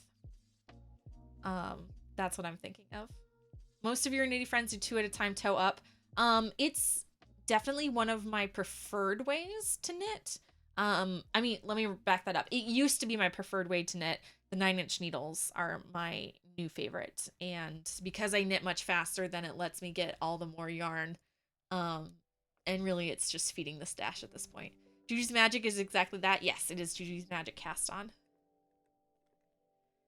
You watched a bit of the stream. Did I wash the yarn? Yes, we washed it and skeined it up, and this is the finished product, and it looks delicious. It is 22 wraps per inch, which is almost the perfect light fingering weight. So I could not be happier with how this turned out. Just finished planting some spinach seeds, and you're getting ready for D&D later. Heck yeah! And lurkers are always welcome. So if you guys are doing things or crafting along, please feel free. I am usually knitting along in other people's streams and lurking, like in Texas Hula's stream, because I don't have time to type when my hands are busy knitting. I am from Ohio, but I grew up a lot. I have family in Chicago, so I spent most of my summers in Illinois, and then I grew up in Ohio, and then have since moved down to Florida. But it is absolutely a Midwestern accent that you hear Texas Hula. Crazy Dutchman is heading to bed. Good night, sweet dreams. US 6 to 7 shoes. Oh, I wish. I'm size 9.5, 10 shoes, so 9.5, 10s. She's really down to earth and country like. Sturgis, stop it. I'm good friends with Mickey Mouse and the gang. It's true. I do work for the mouse in the mousy part of middle Florida. It is true. Melvin Knits, hello, and thank you. Tiny footies, not me. No one has ever accused me of having tiny footies. All right, so here we go. So magic cast on is you take 2 of your needles at the same time. You can do a slip knot. I prepare to just do a little twist there. And then you twist onto the knitting needles. Always going from the bottom to the top, or from the inside to the outside. Either way will work. I'm not counting. I'm just doing several of them real fast so you guys can see. But the way that this is then distributed, that if you just immediately pull one of these needles out, without pulling all of it off, of course, like I just did. If you pull one of these needles out and then you knit the other side, it immediately makes that invisible cast on. Says Judy's Magic cast on, and if you guys need to see it more in depth, I am happy to go back and do it. That is just my quick and dirty. Here you go. It's roughly like this. Google it. But if you actually need to see it, please let me know. I'm happy to go back and focus on it.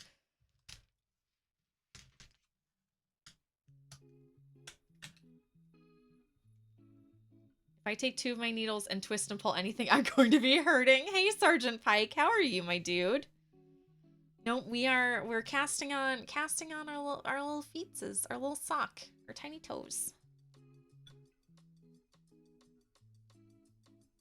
Another girl, not a problem. If you need to see it if you go back for the VOD at the beginning of this video, of this stream, I did go much slower if you need to see it. And if you have any problems with it, please let me know, and I'm happy to demonstrate it much more in depth. There are tons of YouTube videos that I'm sure do it much nicer than me.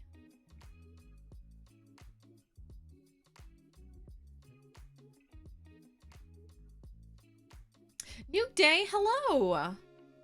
The yarn is so pretty. Thank you. I can't believe how nice it turned out. I kept staring at it, and I still can't believe that I made this. It has probably the best spin I've ever done.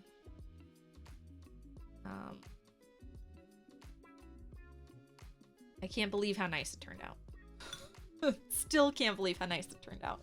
It was so hard not to cast it on today while working from home. Because it was sitting on my desk staring at me. I wish I had just gone to the office so I didn't have that pressure. Yeah. Girl, you can't come up here. You are a monster and you've already had desk time. And you've already tried to nom this yarn several times today.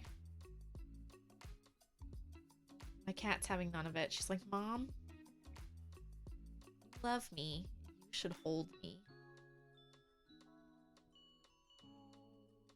Normally I can't argue with that. That cat will eat this yarn. Gotta grab some dinner at Texas Hula. Not a problem. I'm sure you have some cleaning up to do. Thank you so much for bringing your folks by.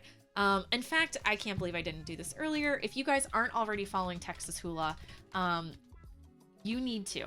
I know a lot of you love watching. You think that watching me do spinning is fun and relaxing. You guys need to go watch Texas Hula on the lathe doing his woodworking. That is super fun and oddly zen at the same time. 10 out of 10 would recommend, and in fact I just did, so it must be true. Gonna do some cross-stitch streaming tonight, but your camera was playing. Oh no, Nuke Day, no. Oh, I need to get Nuke Day a shout out too. That reminds me, we need to get Nuke Day a shout out. New to me streamer. I don't know how long you've I don't know how long you've been streaming, Nuke Day. How long have you been streaming? Cross-stitching, all sorts of crafty nonsense. Very delightful. Also the string player does knitting and has done embroidery. She just embroidered a shirt pocket and plays the cello if you need some fancy in your life. And we're also going to shout out KB Fiber, who is in here, who is doing Tour de Fleece. So if you need a Tour de Fleece spinning buddy, absolutely one of the finest people to hang out with and chill with throughout the day. Recovering from first BP, but back at it now. Oh, Dick Dastardly, I didn't know you were recovering, my dude. I'm glad to hear that you're doing all right, though. You're happy to have you. I'll definitely be back for sure. Thank you, Hula. I appreciate it. Every time I watch Texas Hula, I'm cracking up the whole time. That's fair. And he is very high energy, but it's the kind of high energy that I find, like, not relaxing, but like, you know how sometimes people are just a bit much and they're a bit much for a bit too long and you're just like, I am tired, I need to turn this off. I never get that feeling from Texas Hula. It is the perfect amount of chill and just zany delightfulness, and I enjoy it very much. Only tanked out. Wait, so this was a World of Tanks reference? Because if it's a World of Tanks, you've lost me. You lost me. Soothing. It is soothing. I just like watching the lathe, the woodwork on the lathe is very similar to spinning. Because we were actually talking about that on the stream the other day, about things that were soothing to watch. We mentioned woodworking is also very soothing. There is a cat sitting in between the camera and me. I feel like something's come between us. Can't imagine what it would be. It's the same cat. It's the same cat that was hanging out when you guys came in. And now it's the cat's face instead of the cat's butt. Or tum, I should say. Girl kitty. What you doing?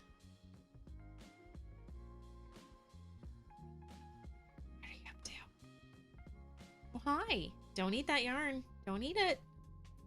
I know it looks like you're coming in for the pet, but then at the last minute you take a nom. I know your tricks. You also have goopy eyes. Why do you have goopy eyes? Come here, kiddo. It's like wiping boogers off of a kid. Kitty wants to stream too. This is Pearl, P-U-R-R-L. She is a mama's girl.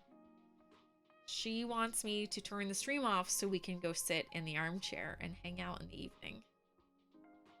Which is what we do after stream. She's being especially insistent tonight. I'm also humoring her. She did spend a little extra time in the clothing closet today. She snuck in. She knows she's not supposed to be in the clothing closet, but she snuck in and I didn't see her when I closed the door. So she spent about an hour in the closet today. Probably being in there sniffing all my shoes.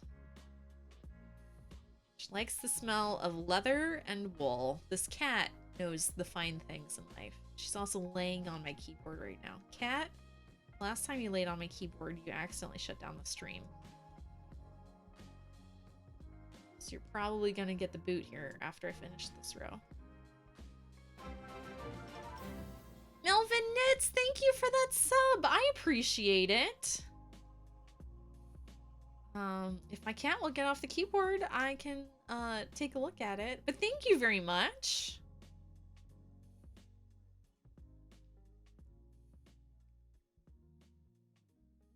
Greatly appreciate it. I need to get you a shout out as well. Speaking of newer streamers.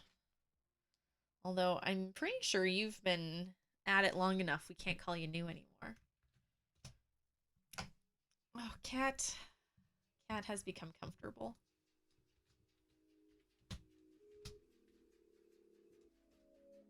Melvin Knits, if I'm not mistaken, you finished your shawl. The big purple shawl.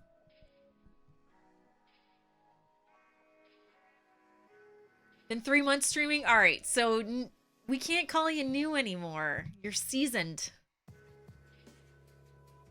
You're now a seasoned streamer. Now you can start making all the fun pro streamer mistakes, like leaving your microphone muted when you go to break and then come back. And you blocked it? Heck yeah. So floof. So floof. You feel old. You can't feel old. Not allowed. Not allowed. You're just like, you're like a sophomore now. You're not that new kid anymore. You know how the game works. I've been talking with my husband about how all the things that were popular when we were in high school are now coming back around, and it just feels very high school-y this week today, the last day and a half. I'll accept sophomore. Excellent. I want to see more of the pro streamer shenanigans. Umber Hulk, I had to start this sock. This is the 4th time we've knit this sock, Toe. Tonight. The first time, I couldn't count.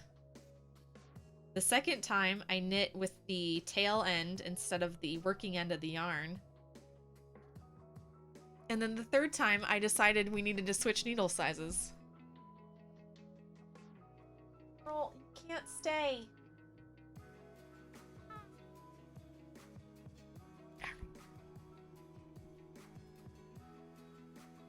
I still have no idea what I'm doing.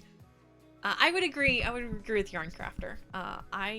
You kind of make it up as you go along, and if you make it up long enough, then you just pick the thing that works, and you're like, I'll just keep doing this one. It just starts sticking after a while. Then you could be like me and have cat hair all over your face.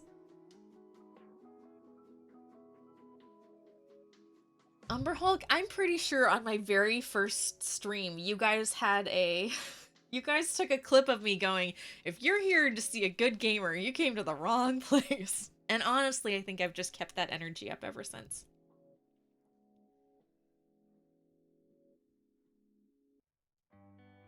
Umber Hulk, how are you doing, my dude? And then you could just accidentally pull all of your stitches out. No apparent reason.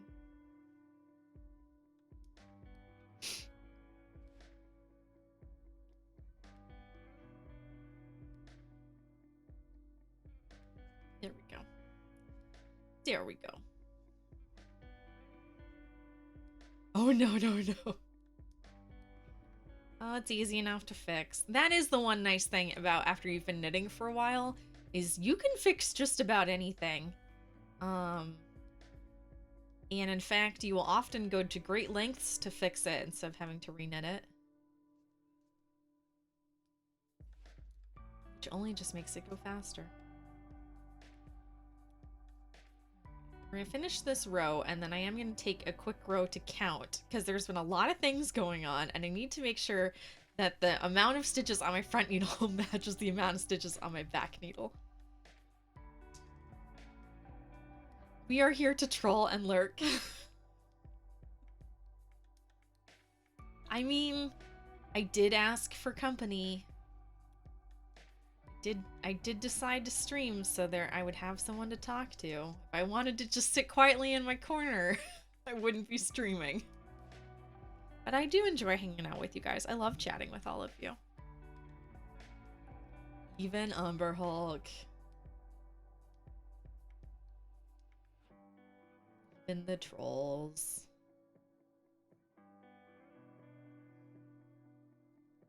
Have to go fix your supper, but you'll be back soon. Not a problem. Enjoy your dinner. Thank you for the follow. It was lovely to meet you, Crochet70.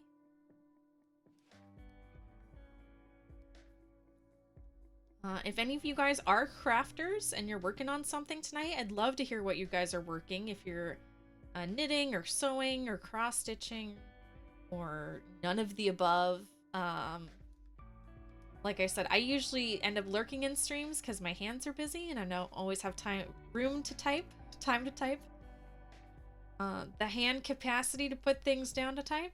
So I absolutely appreciate all of you guys for being here. I love having lurkers in here. I do not mind you guys at all. I hope you enjoy it. But if you are so inclined to tell me what you're working on tonight, I do love to hear what you guys are working on. Veggie Zombie! Someone say trolls goes back under bridge. Veggie, how are you, my dear? How's it going? We're knitting our socks. Here's a very strange pigtail. Actually, I will see if I can tuck that in, and then I'll snip the end.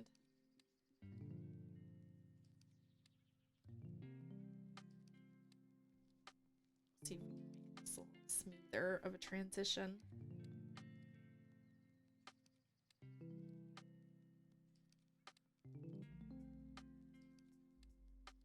That's the one thing my spinning needs practice on. I do still have a lot of pigtails. These weird little floof ends.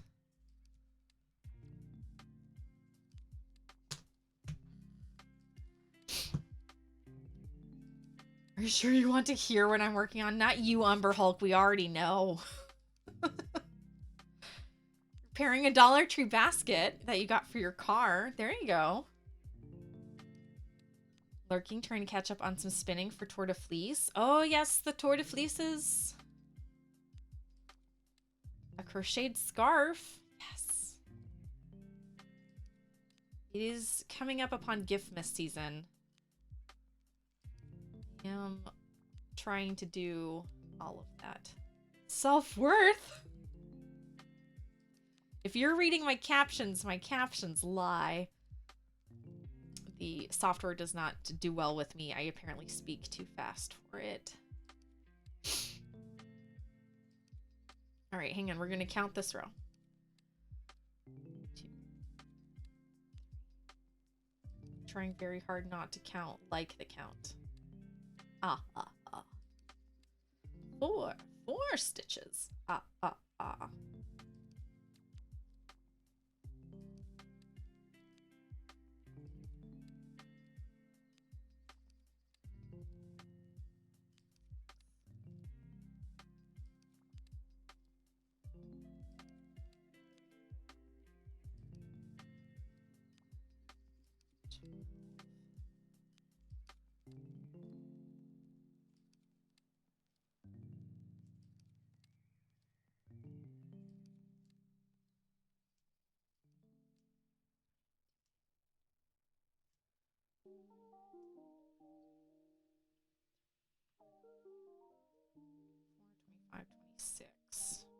Good, good. Even number of stitches. Excellent.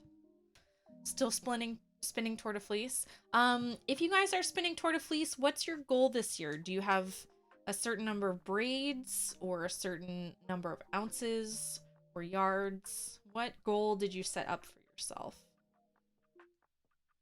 I always did by ounces. I always had, I want to get through 2.5 braids. I want to get through 3 braids. 49 ounces. That's part of me is like, that is so much. And the other part of me is like, man, KV is a spinning machine. Did 45 last year. Okay, so that's a decent increase. Sorting through today's treasure hunt, aka shopping spree. All right, now we're counting the back needle.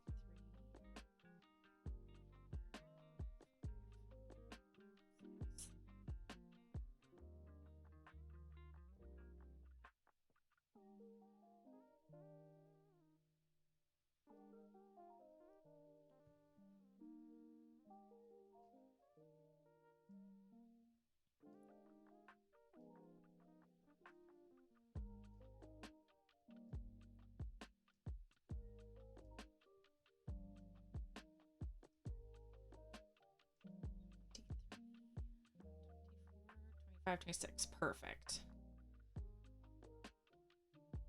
I have a terrible tendency to like increase on the front bit of the row, but then forget by the back end of the row. Spinning every day as a cheerleader, all crafty, you and me both. I am. I set a goal for myself this year to spin 15 minutes every day, and so far I have kept that goal. You're on track. Halfway through the year, still on track. Very excited. But I knew that if I spun for Tour de Fleece, I would want to take a break, and then I would fall off the spinning wagon. So, need to be better at staying on the spinning everyday wagon, and then next year I'll go back to doing Tour de Fleece.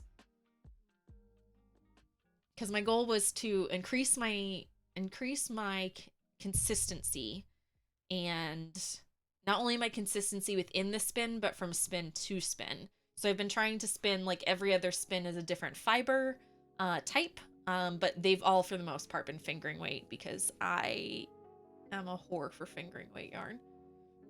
Go Stacey, go! Thanks, Scott. Yeah, so I'm not competing in Tour de Fleece, but I am very happy to cheerlead on anyone and everyone. Because my brain is just too tired this year. Cannot compute. Also spinning every day, A+ for you, Yarn Crafter's Corner. Oh, I should get you a shout out if you're looking. Speaking of more spinners, we have Yarn Crafter's Corner and Veggie Zombie.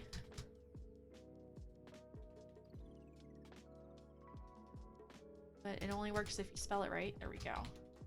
Veggie. Veggie, when's the next time you're streaming? I know for a while you were trying to get your streaming schedule straightened out.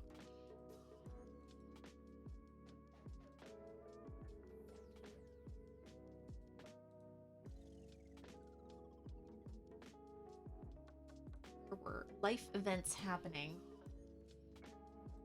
But I mean, really, who isn't having life events happening? Friday still. Okay, excellent. Oh, yeah, tomorrow. Okay. Excellent.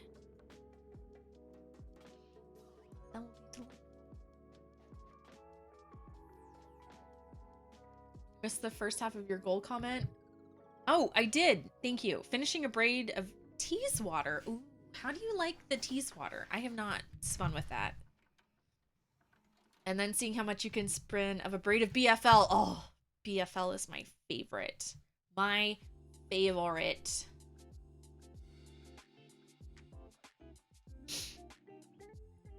Too much fun watching other streamers to go live myself. That's fair. That's fair. I was a professional Twitch watcher for the longest time, and then the pandemic hit, and I was on furlough, and my husband's like, you need to just stream. And I was like, no. And he goes, you chat with everyone anyway, and then you can have your hands free.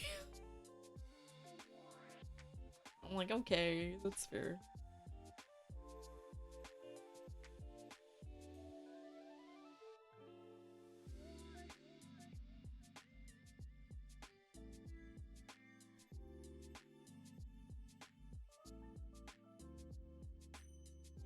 It is hard to watch and stream. That is absolutely fair, though.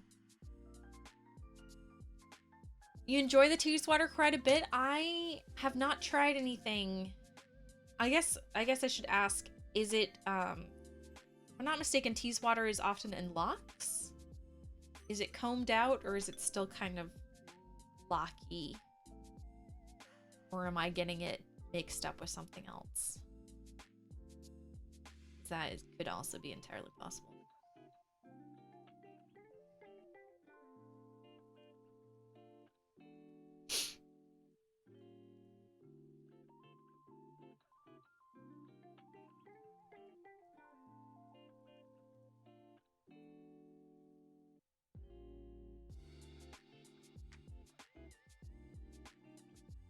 Yeah, I'm very happy that I switched needle sizes. I'm enjoying the fabric on this much more. I should have switched needle sizes after we did the wraps per inch, and I should have done the wraps per inch before we cast on. Life lessons after the fact. Can I just say that I'm here making those mistakes so y'all don't have to? Is that possible? Not sure. Oh, yours is a normal braid. Okay. Well, it's just combed. That's fair. Let's see. Tease water.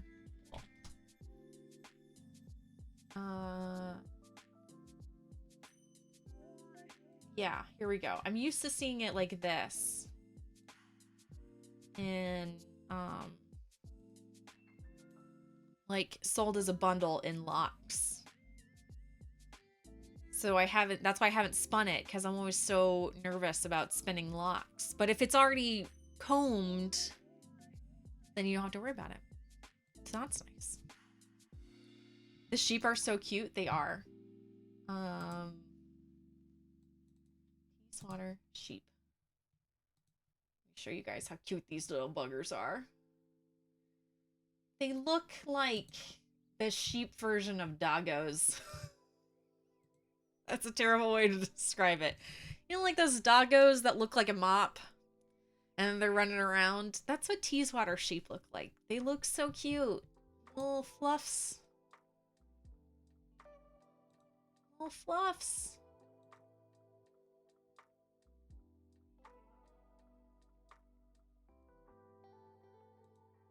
Sheep. First, I need a backyard, though. The mop dogs. I don't know. Just mop dogs. New York Sheep and Wool Festival is going on July 1st through October 31st. Really? I heard that they were bringing it back, but I didn't hear the dates. That makes way more sense, because I know they're only letting in so many people per day. Rastafarian sheep. Mop dog. What's it called? Commodores. They're called Commodores. There we go. These guys. Yes, Melvin Knits and I did it at the same time. Just sheepdogs? I feel like that's a dog that looks like a sheep instead of a dog that takes care of sheep. Just hit him with Lysol and throw him under furniture.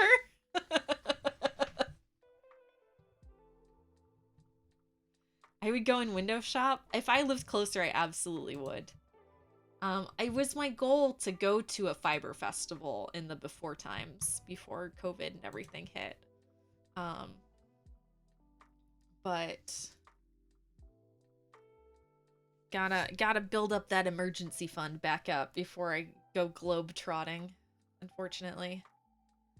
Stairs in Jamaican. Oh dear.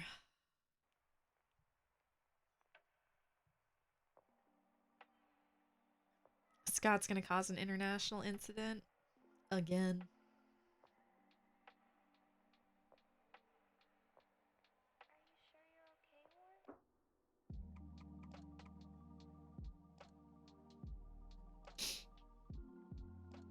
Your unlimited income. I think most people are on limited income. The problem is I couldn't afford travel up there and hotel and travel back. It's an awful expensive window shopping trip for me from Florida. But if I lived closer and it was just like a day trip, I would absolutely go. Where in New York is it?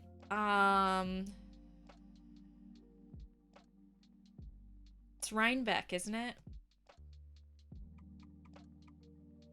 Yeah, Rhinebeck.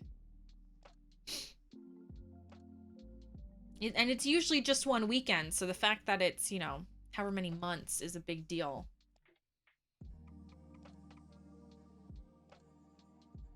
I heard that they were extending it. I did not hear what the dates were. And I did not realize it started today. It was awful early. And now I'm just thinking of all those knitters walking around wearing their knit sweaters to show off in the July heat. Because you're on disability. I'm on limited income because being out of work for COVID ate all of our emergency funds, which is fine because that's what those emergency funds were for.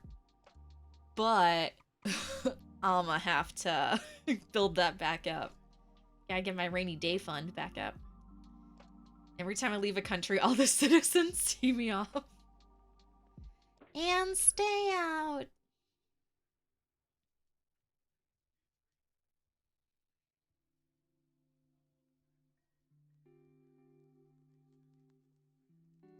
Heat, yeah. Well, because it's normally in October, and sometimes it's warm, and sometimes it's nice, and sometimes it's freezing and raining.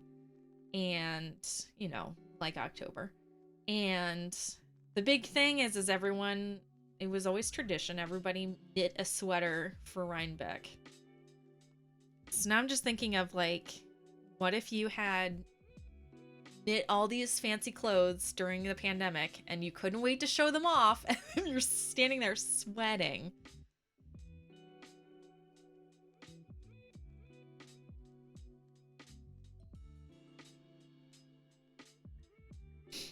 You love this yarn? Thank you. This is our hand spun. My husband was very kind and extremely kind and color corrected our camera. So what you're seeing on your screen is the color that it came out. The only difference is the purple is a little bit more prominent. It looks a little too pink, but the mint is dead on. So we have some delicious true tea yarn. Rhinebeck is 6 hours from you. Oof. I mean, that does definitely increase the appeal, Scott. Don't get me wrong. But it's a little too far for a day trip. 12 hours is a little much to be day tripping while hanging out with you. Although, I will say, you know, one of the big problems with the festival every year was that because it's only, you know, the 4 days,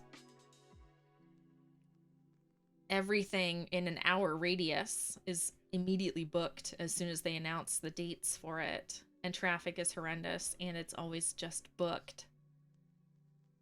And like, I almost couldn't afford a hotel room to go up there for it.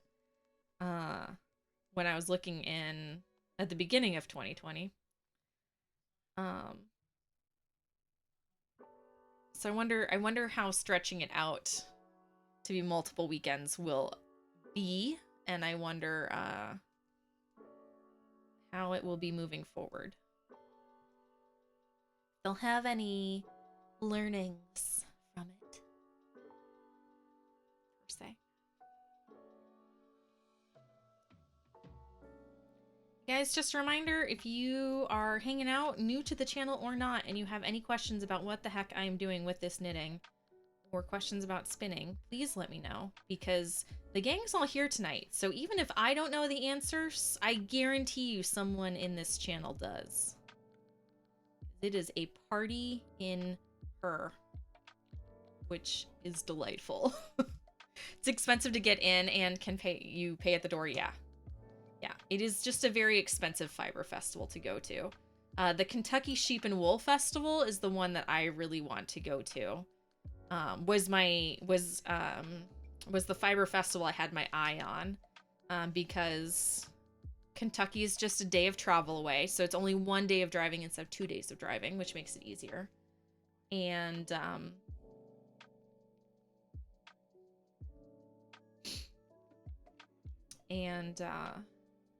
it's in a much more centralized place, so like hotel rooms and things would be easier and cheaper. And driving in and out of it is much easier than driving in tiny roads in upstate New York. Punk Pixie, welcome back. What kind of ice cream did you guys get? What flavor of ice cream did you have? Please explain to me.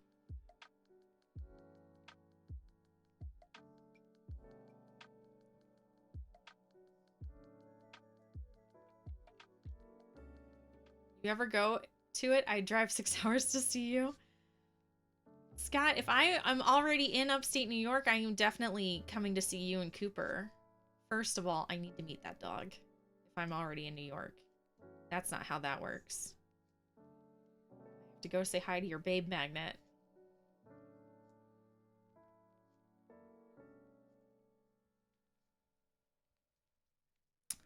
Cappuccino break. Ooh, coffee. Ice cream is delicious.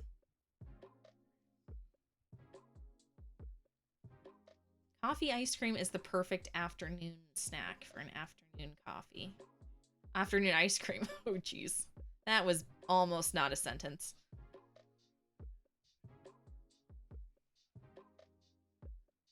Punk Bunny got the lactose-free blackberry. Did you tell him he had to stay in his room and tell him not to get sick with any more things? There's Cooper. There's Scott's dog, Cooper. The cutest emote in town.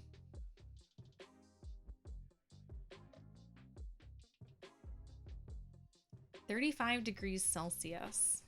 In Rhinebeck, or where you are, Knitter Girl? I mean, either way, it sounds pretty gross. Sounds hot. It's hot. Poor Siki deserves a treat. I say that, but I spoil the cats so much I know I would ruin a child. You're in Canada? That is much too hot for Canada. That is much too hot. Also, happy Canada Day? Is that today or tomorrow?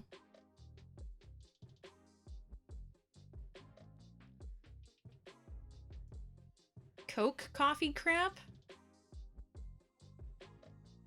Scott, you're gonna have to explain more. I don't know what you're talking about. Also, I don't like Coca-Cola, so can't entice me with it, so it's safe to talk about. Today, yeah! Happy Canada Day!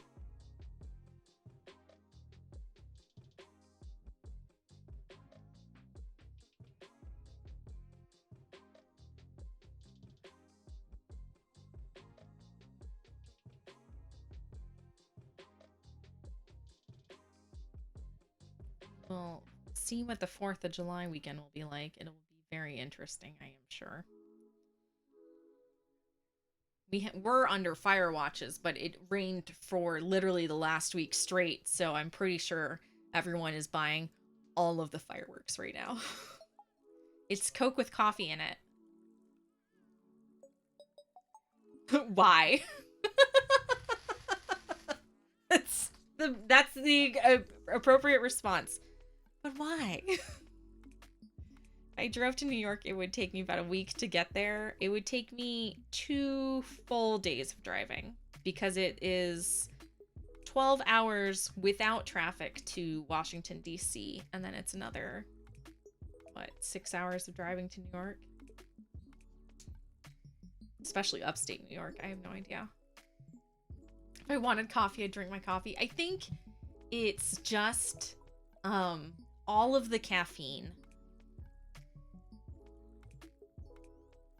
What's the Coke with? Like, is it Coca-Cola or is it Coke? 16 hours to New York from here. It's too much. It's too much. Can't afford that. Upstate is like another 6 hours, give or take. Oh, geez. Well, you know, they used to put cocaine in Coca-Cola, so it's not like it's unheard of. It's not like it would be any different.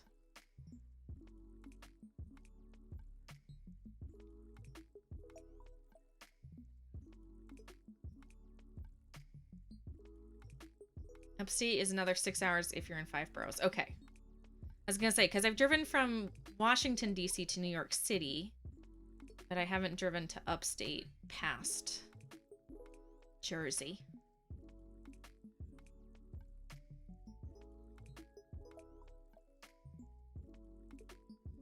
What was the cola with all the caffeine? Jolt? I think so. That's like people who order was it a red eye where it's just a coffee with 2 shots of espresso in it? And I'm like, why don't you just mainline it? It'll be healthier for you. Just plug an IV in. 10.5 hours. It's a ways. It's a ways. That's why I was like, I'll just go to the Kentucky Sheep and Fiber Festival. Because it's much more centralized. It's like a 10-hour drive, which is, I mean, a lot, but doable. And also, then I'd already be in Kentucky. So, if I really wanted to, I could just go up to Ohio. Chocolate-covered coffee. See, that's different. Chocolate-covered espresso beans are delicious. That amount of caffeine would kill me. That amount of caffeine would definitely wreak havoc on my system. It didn't used to. I used to be that weirdo who would take like shots of espresso like I was at the club instead of standing on the hotel front desk in the middle of a, 15-hour shift. I think at one point I drank so much coffee, I was like, I feel like I could see through walls. And I was like, that's time to switch to water. But I was also in school full-time, and let's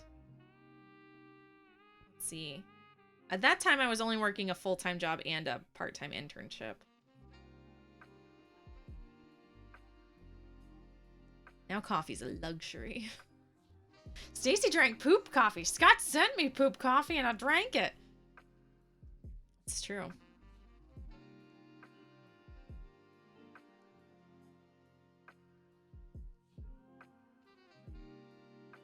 It's true. Kopakai. Fanciest coffee ever.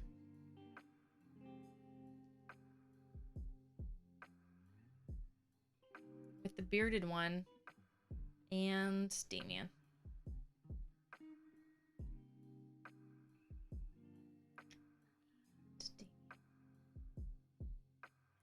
I don't know if y'all can hear my stomach's growling, so we are going to take a quick break. I'm going to run downstairs and get a snack. Lift off Mountain Dew and Hot Pockets. It was coffee and cinnamon brown sugar Pop-Tarts for me. And I didn't mind keeping them in the glove compartment because then when it was hot outside, they'd get all toasty. You're under a heat warning. I think everyone in the US and most of Canada at this point is under a heat warning. I don't think there's anyone who has escaped it. I mean, technically Florida's not under a heat warning, but that's just because it's Florida. Y'all should know by now.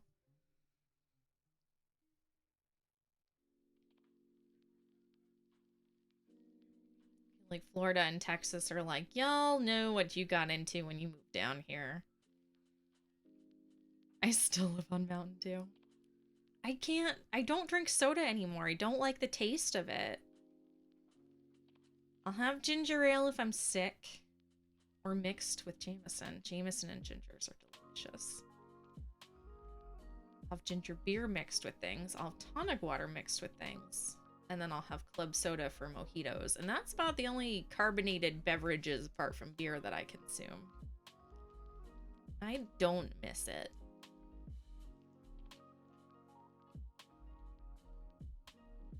But also, the movie theater ruined me, and I think that was the main thing.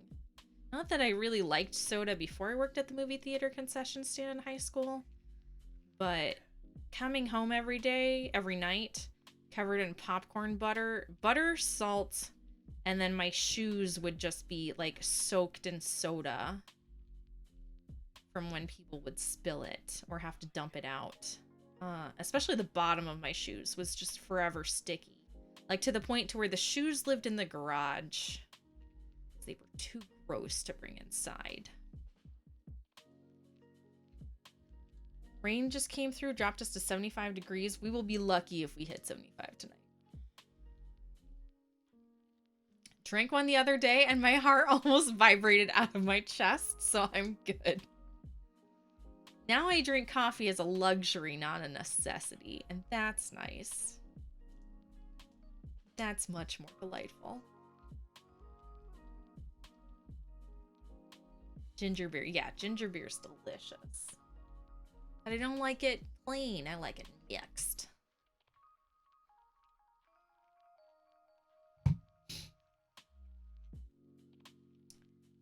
Mixed. I said I was going to go get a snack, and then I promptly... Alright, let's finish this row, and then I'm going to grab a snack. Because we've also been streaming for 2.5 hours, so it is stretch time. And then you won't have to listen to my stomach growling anymore. Because I can hear it. I don't know if you guys can hear it. There's a comment about you being covered in butter and soda. It wasn't nice. It was disgusting. Y'all can do what you want with it. Nobody appreciated it. And it didn't smell very good.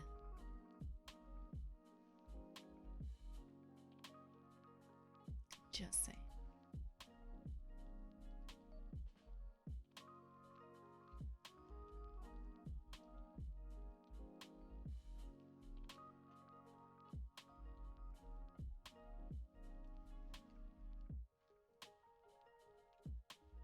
All right, there we go.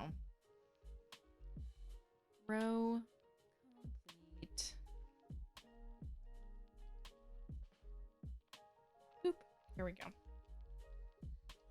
Nailed it. All right, we're making decent progress, considering. And our new camera is doing great. And by new, I mean my old phone. Look at that. Delightful. All right, guys, I'm going to take a 5-minute break. I'm going to grab a quick snack. I have some rice pudding, homemade rice pudding downstairs with my name on it. So I'm going to grab a couple spoonfuls of that. I'm going to dump out this empty cup of tea. There's like 2 sips in the bottom of it. My super curl just waved to chat. I can't, I don't know what to do with it. I don't know why it's doing this. It's the only part of my hair that's curling and I can't get it to tuck. And I've had this haircut for almost 2 years now and I don't know why the last 2 weeks it's just my hair has decided to change. All right, quick break. Get up, stretch, do the thing. We'll be right back.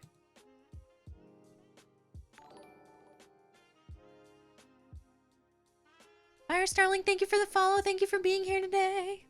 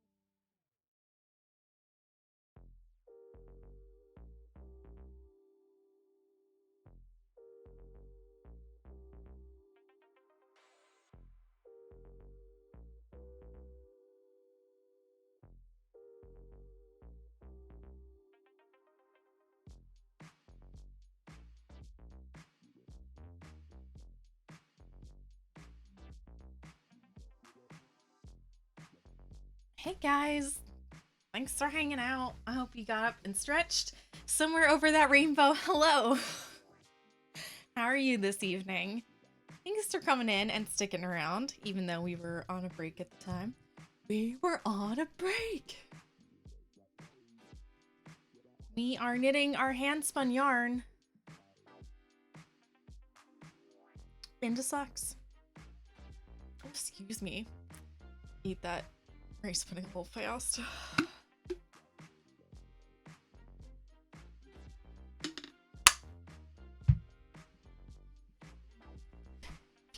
If you guys like rice pudding and you haven't made homemade rice pudding, someone lied to you about how simple it was and how delicious it was. It's so yummy, I want to pull a pearl and eat it. I don't blame you. I don't blame you. It is so squishy as well. Gosh. Alright. Stop that before someone makes us an 18 and up stream. You've never had rice pudding? That's fair. That's fair. It is, rice in a custard pudding that is the consistency of cottage cheese, but instead of cheese chunks, it's rice kernels. Grains. Here we go. It is essentially cottage cheese texture with rice, but with rice instead of the cheese. So it's very custardy and thick.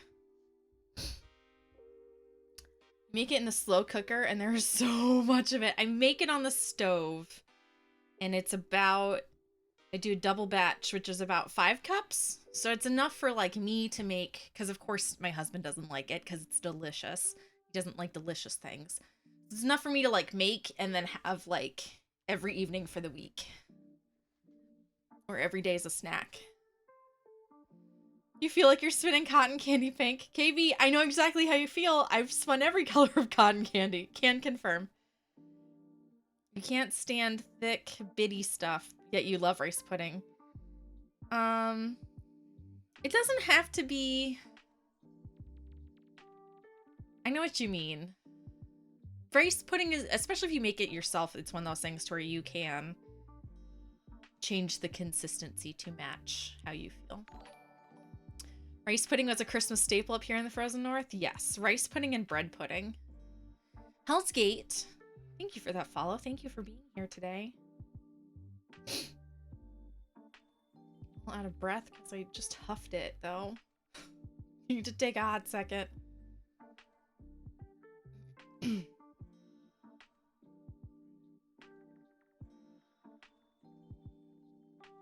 Although I do have, I have not had great success with bread pudding. I have a hard time getting the consistency correct. Hell's Gate, thank you for the 100 biddies. I appreciate it. Lacking Vic D. Hello. The next color will be Trollberry Bubblegum. It will not. Our next spin, if we do one on stream. And thank you for the follow. Thank you for being here today. The next spinning stream, if whenever we do stream, will either be finishing up the blue that I had been doing on the side. Oh, I have a true color camera. I can show it to you guys now. You're following from Damien's channel. Well, thank you. Thank you to all of Damien's folks. It must be that time in the evening where he talks about me and you're like, I wonder what she's up to. It's me, Mrs. Damien's Gaming. Or thank you for coming over from Mr. Atomic Stacy's stream. Mr. Atomic stream. Welcome to the better half. Thank you, Scott. Is that the Raven stuff? Yes, it is. And it's true to color. Now, the purple still doesn't stand out a bit. Again, our camera has a problem with the purple. And it has a sheen to it, which the light is not doing justice. But this is our Raven spin. Yeah, our Raven spin for the wingspan shawl. And this is the first ply. Look at how much of it is. It's going to end up being three. I think it's going to end up being 3 skeins, essentially. Because it was 12 ounces. But yeah, it is nummy. So I'm still spinning this personally on the side. That's what I spun while we were spinning this. So I did the 1 ply while we did the full skein on the off nights. So I'm going to finish spinning that so we can knit the wingspan shawl together on stream. So then the next thing I will probably end up spinning is my sweater spin for January. Well, first of all, let me give my husband a shout out. If you guys don't know who my husband is Damien's Gaming. He is primarily a World of Tanks streamer, although his afternoon streams have now turned into a variety stream, which is very fun for me to watch while I'm working. Maybe I need a wingspan shawl. Punk Pixie, that's how I got a wingspan shawl, is I was watching people knit it and I was like, maybe I need one of those.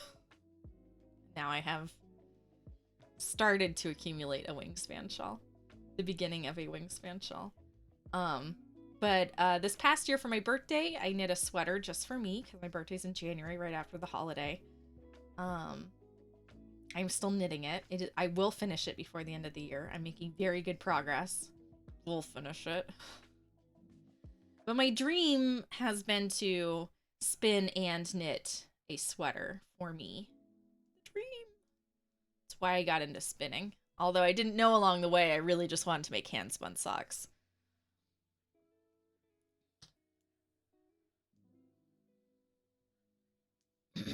I barely know how to knit. I'm 100th of the way through a sweater.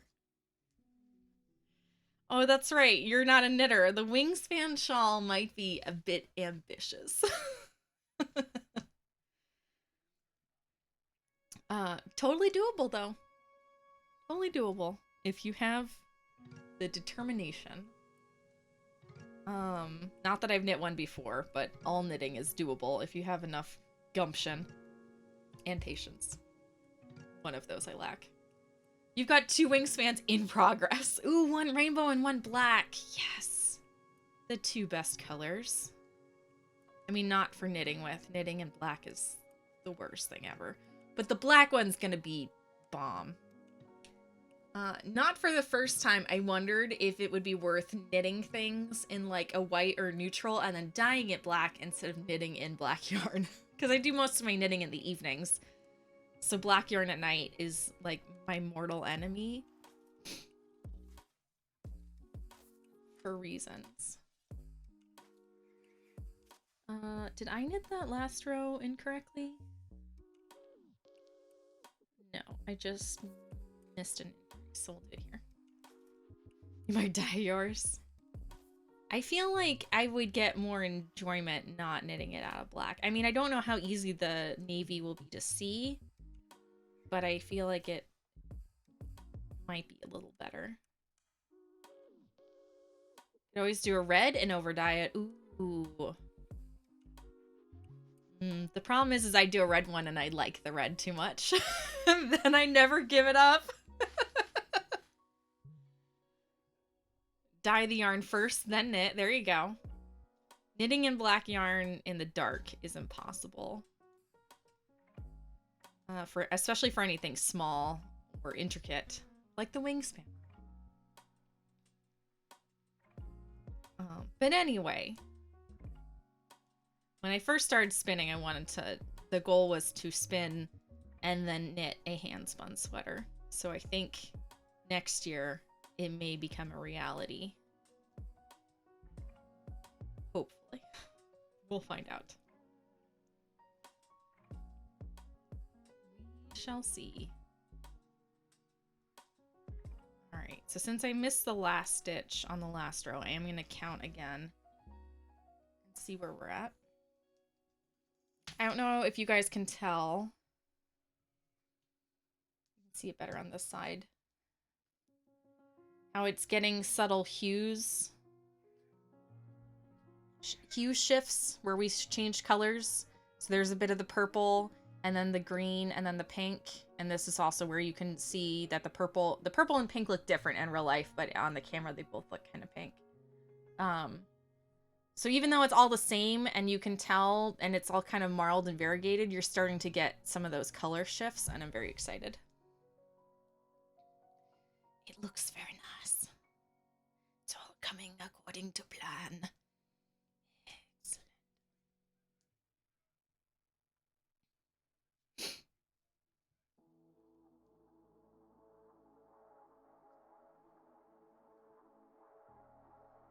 Let's do a quick count. Things are happening. Deerin, my love! How are you? Thank you for 14 months. My cat is so excited.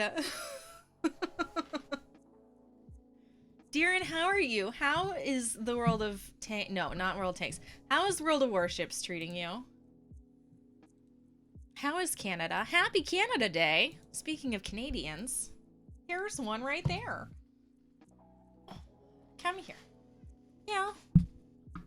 We're gonna lean back and have a chat.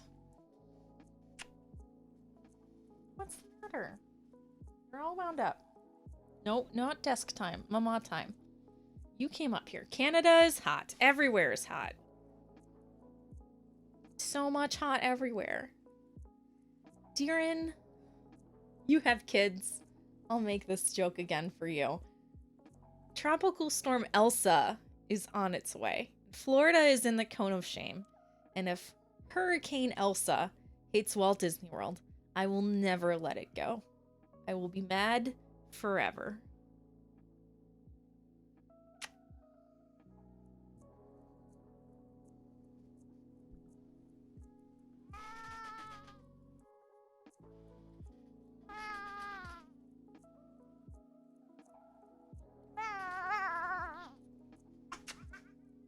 She hates it, and I love it.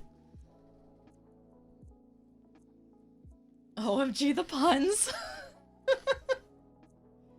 I pulled up the hurricane tracker at the beginning of the stream because I wanted to see the 5 o'clock update. Because at the 8 a.m. update, we weren't in the cone of shame, and by the 5 p.m. update, we were in the cone of shame, and I was very upset. And I was like, this is what it's like to live in Florida. I was very upset. I'm not looking forward to hurricane season, to say the least.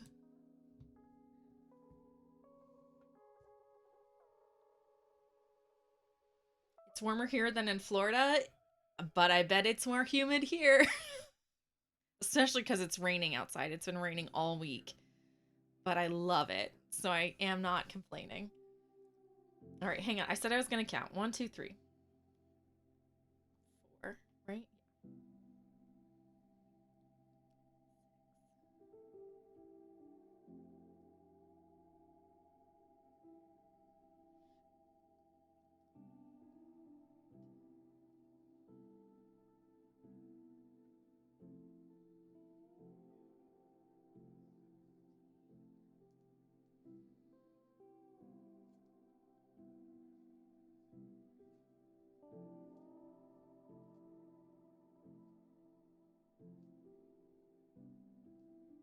20.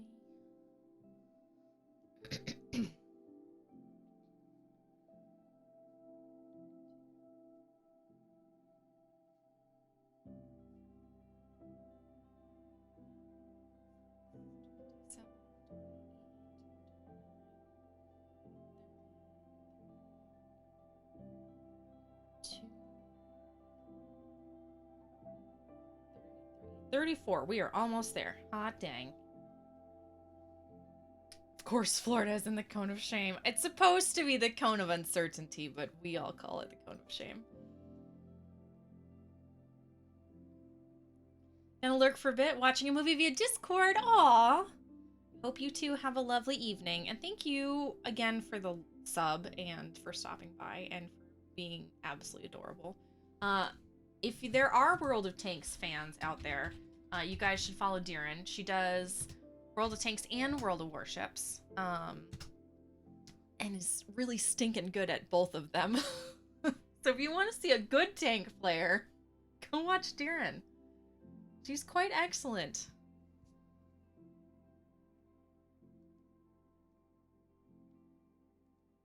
I'm still here. Xfron, you should go follow Darren. You'd love her.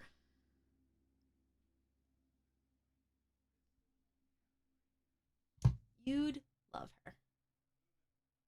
All right, let's count the other side. So there's 1, 2,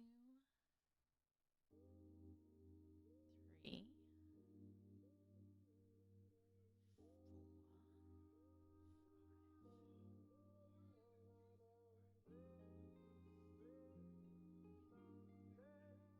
Just heard Damien scream, "Ah, he's a juicy boy." And I don't want to know what it was about.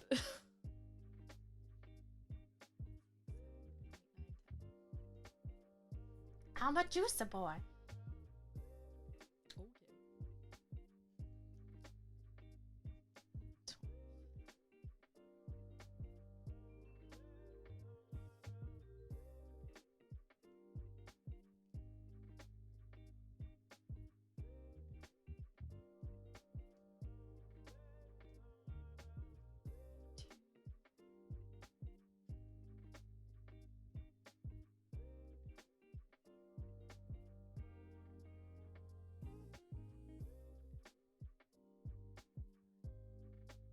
Two, 33, 34. Perfect. So one more.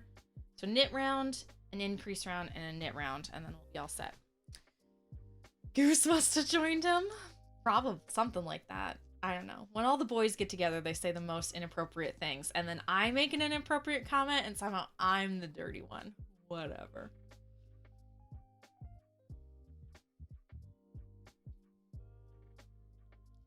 I also say all of the "that's what she said" jokes on Damien's channel, and he's like, "My wife, everyone." I'm like, "You knew what was happening when you married me. This is not a surprise."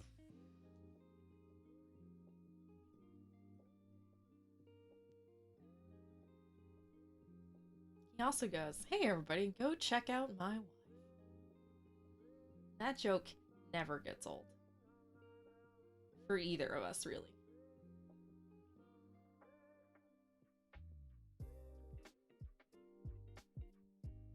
Because he says it like Colonel Mustard at the end of Clue.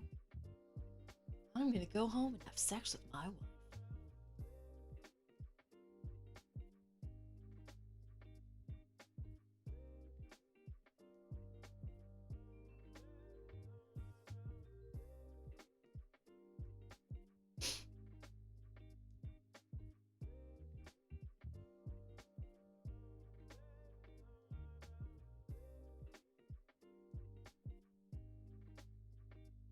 All the trolls are out. Ah, Clue. Clue was our very, very, very, very, very first movie night. Movie afternoon. It's delightful. And I didn't understand how watch-along parties worked. It wasn't mustard?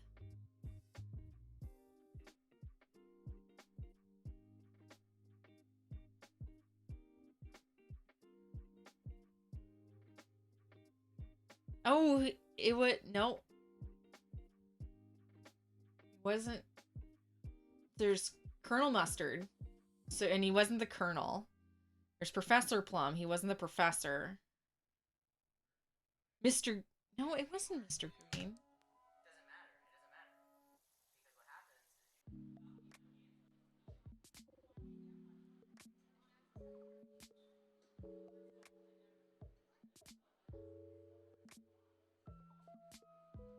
Wasn't it mustard? Now everything is in doubt. Hang on.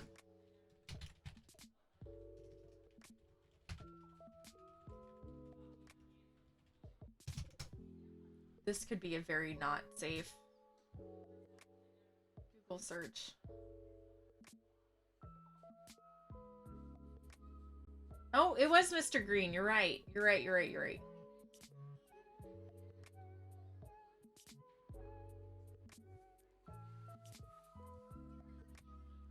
All right.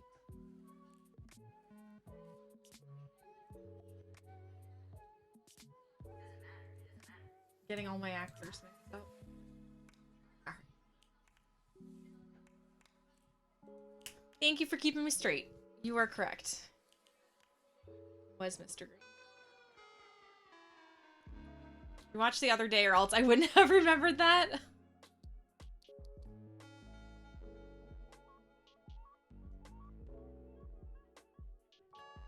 I'm thinking of when he goes, Colonel Mustard in the hall with the revolver. Thinking of the other ending. And then I'm mashing them up. So what's with Damien's goggles? They are his tank commander goggles, and you can make him wear them for a game. So he's got goggles and he's got sunglasses, and you can use your channel points to make him wear it for a match or for a game. But his buddy gave him a tank helmet and goggles for his birthday before. Like last year. No, must have been the year before that. I don't know. The last time we all were allowed to meet in person, he got them for his birthday. Whatever year that was. Heck if I know anymore. They are a fan favorite.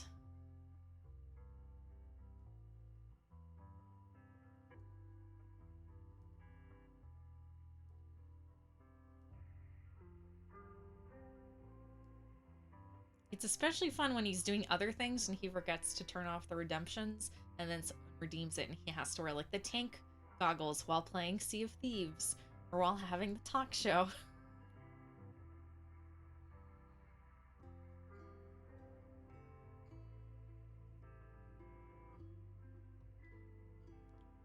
It's very fun.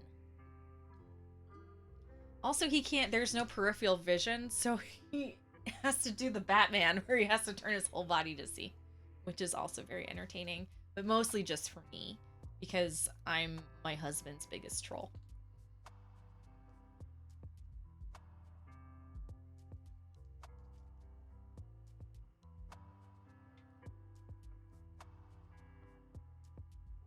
I like to give Damien a hard time when he's streaming tanks. I also don't like World of Tanks, so anything that I can be side entertained by is delightful for me. Because I have no care for the game that he plays when he streams. But I want to support him, so I'll make him wear goggles.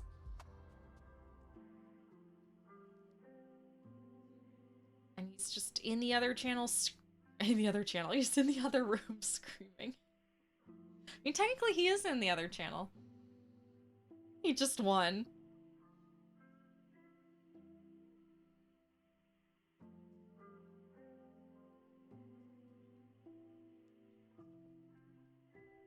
This is why I usually end the streams about 8:30 or 9 o'clock, because that's when he starts getting loud, and I'm like, well, it's time to go.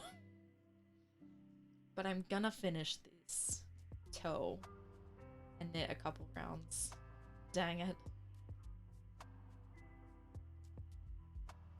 Even though we had to restart, even though it's taking longer, I want to see how it looks, and I'm very excited.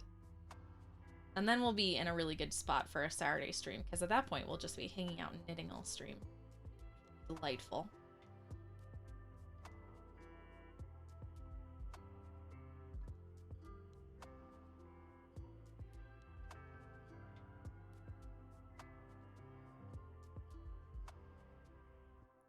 Hey guys, if you're a streamer actively streaming and I have not given you a shout out, please say something so I can give you guys a shout out.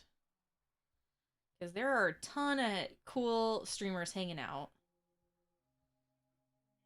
And I think I gave most of you a shout out already, but if there's someone I missed, or if you're streaming and I don't know about it, which is my favorite way of finding new streamers, because we all lurk in each other's channels. If you stream, say something. Say, hey! You work Saturday, but you're hoping you can squeeze in a good work lurk? Work lurk. Well, we'll be knitting on these socks for the foreseeable future. So you will definitely be able to pop in and see how they look. But Saturday will be nice because then it'll just be, uh, for me, it'll just be knitting and chilling and everything will be set up then. Toes and heels take me forever. This is where I'm like, you guys think I knit fast? I'm such a slow knitter. You don't know if you'll stream Monday, but you want to try for a bit? I guess it depends upon whether you catch the creeping crud going around in your household and how your two children are doing.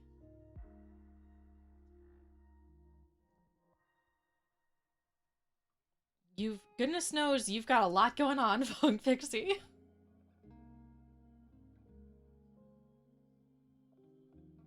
How did I figure out movie night? When he was streaming?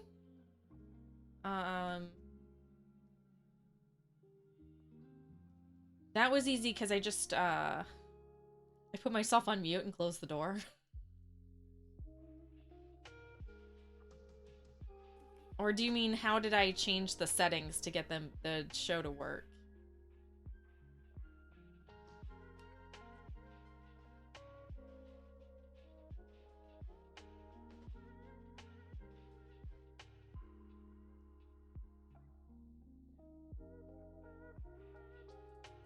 All the more reason to stream.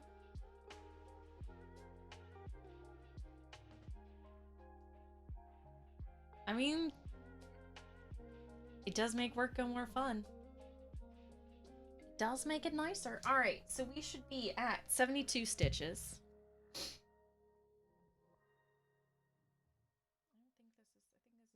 That's a 1. Where did my... Did that cat grab my knitting needle? I'll be so pissed.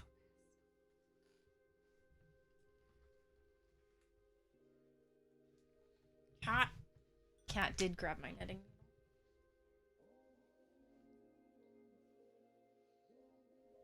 All right, one final count, and then golden, golden, I say.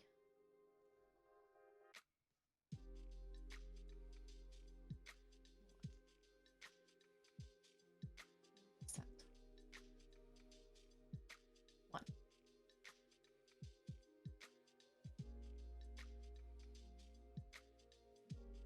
And then also my counting will be over. So I'm sure you guys are enraptured by my counting skills.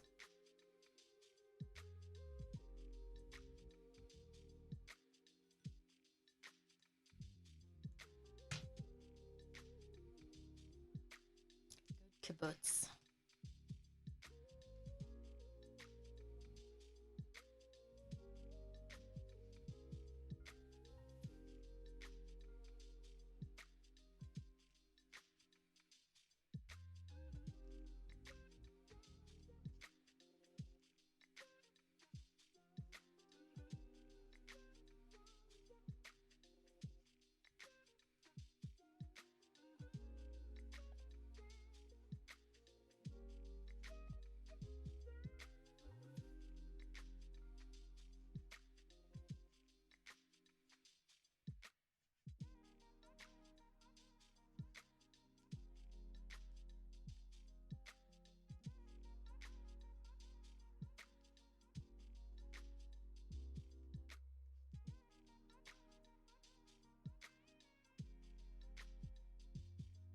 Six. Good, good. There's one side.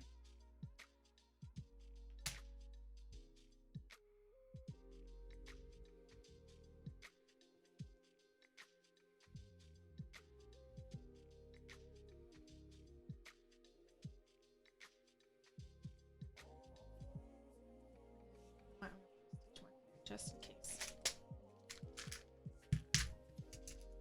A handy pill container.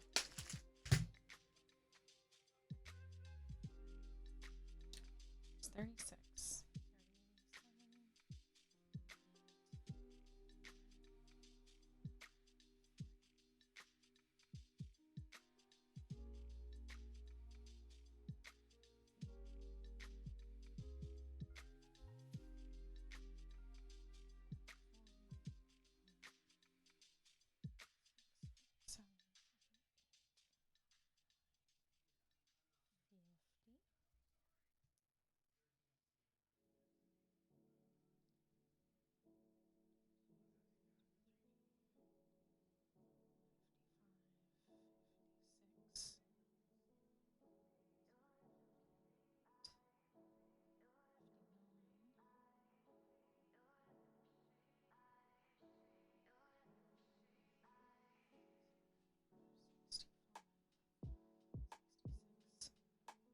67, 69, 70, 71, 72. Perfect. Nailed it.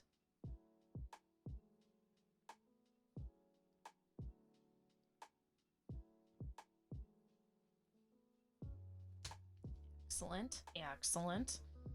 Look at how delicious this is. It just looks like a sock nipple, but it's nice. Trust me. Where have my sock foot? Over here. Dropping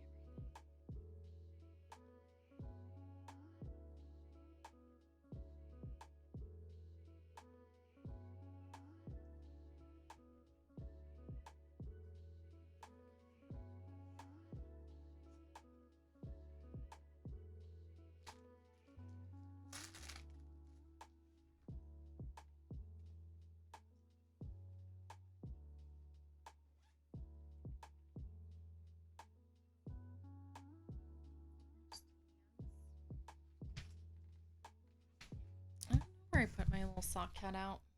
Hang on, let me double check real fast. Oh, here it is. Perfect. Aha. I did come. It's a little too soon to tell, but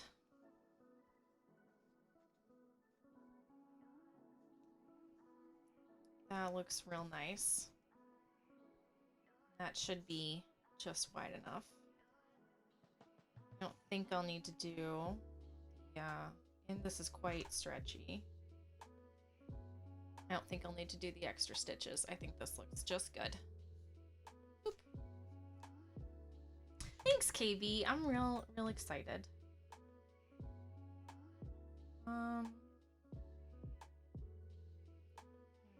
Do I want to do the extra stitches?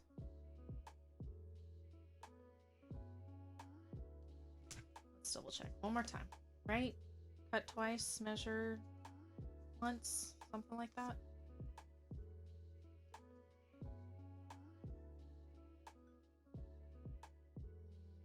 What's 4 more stitches? We'll do 1 more increase, we'll be set to go.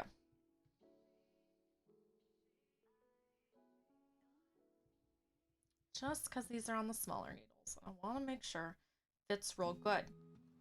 I'm gonna wear these socks forever. Might be my favorite thing I've ever knit at this point.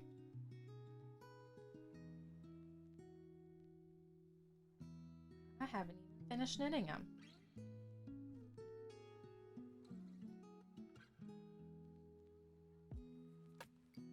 I love that emote, Veggie. It looks like the sassiest, most content looking bee.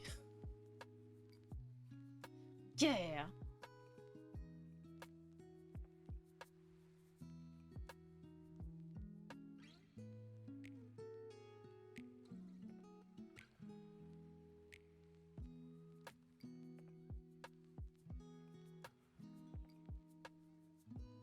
All I hear is my husband.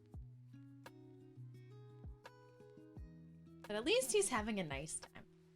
That toe and yarn is so good. Thank you. Yes, I have knit enough socks where my sock knitting is solid. I just always worry about the fit. But I think the fit is the hardest part of knitting a sock. And I always fuss. Gotta have something to fuss about.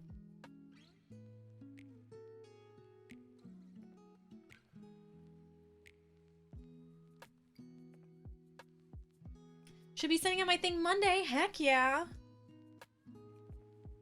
Got some fancy stitch markers I ordered from Yarn Crafters Corner coming. Oh, yes.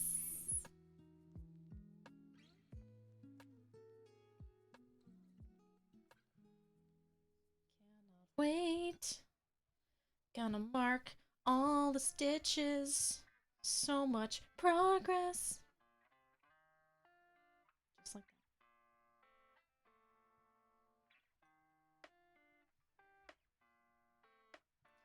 You think you're getting better at typing one-handed? KV, if you didn't type at all, I would absolutely understand. That's why I always say I don't mind folks who lurk in my channel, and that's why I always feel bad when I'm lurking in other people's channels. Like, when I'm lurking at work, I'm typing on the keyboard, so I don't have time to, like, switch computers or type on the iPad. I'm like, I got stuff to do. And then when I'm in the evening knitting, you know, if there's something I really want to say or I want to say hi, I'll put the knitting down. But at that point, I'm like, I'd just rather turn it on like TV. So, lurkers are always welcome. I super appreciate you taking the time out of tour de fleecing. I almost said tour de forcing. Tour de fleecing to say hello. Type. I always assume I have crafters and work lurkers on my channel. Yeah. I was reading a post by like one of the, not like a really big streamer, but like a fairly big streamer who's been going for a while. And he's like, I just had someone who I have never seen their name or heard from before sub for 20 months in a row. And he's like, they always sub when I'm offline and I never saw them follow and they never say anything, but they're there. And then everyone was talking about lurkers and lurking on Twitter, and I was like, aw, Twitter can be constructive. And then the next post was just garbage, and I was like, back to Twitter. Trash heap.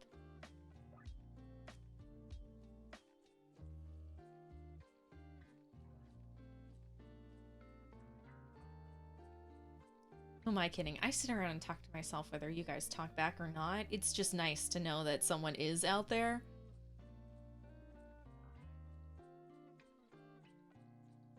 And if no one's talking in chat, I'll make a bigger effort to talk, but I am super, super stealthy. I just want to listen. I just want to watch. I'm subbed to a channel just for the emotes, and she probably thinks the same about me. I mean, that's fine. I'm sure they appreciate the support. Because, I mean, whether you participate or not, you're still supporting them. Might be better then, but better now, but back then, no. Twitter is terrible.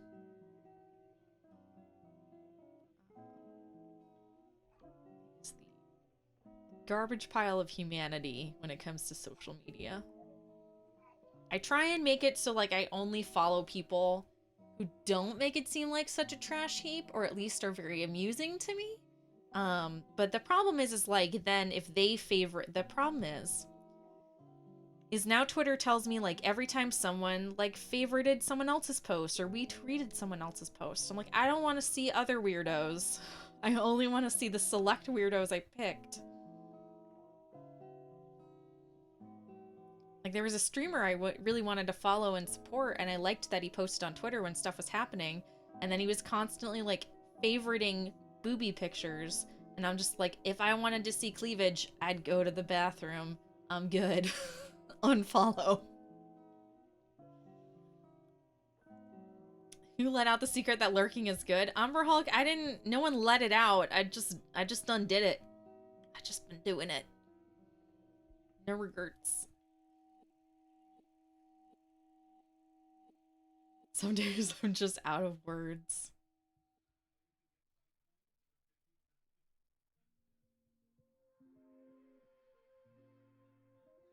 It's never a dull day on the internet. Here are the emotes. I love them.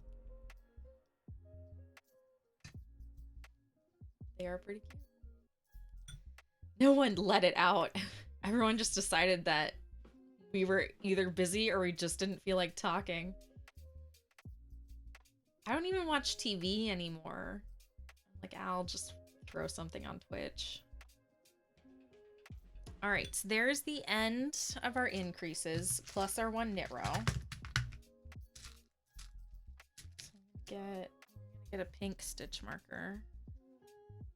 It's not quite pink enough. Well, it'll have to do.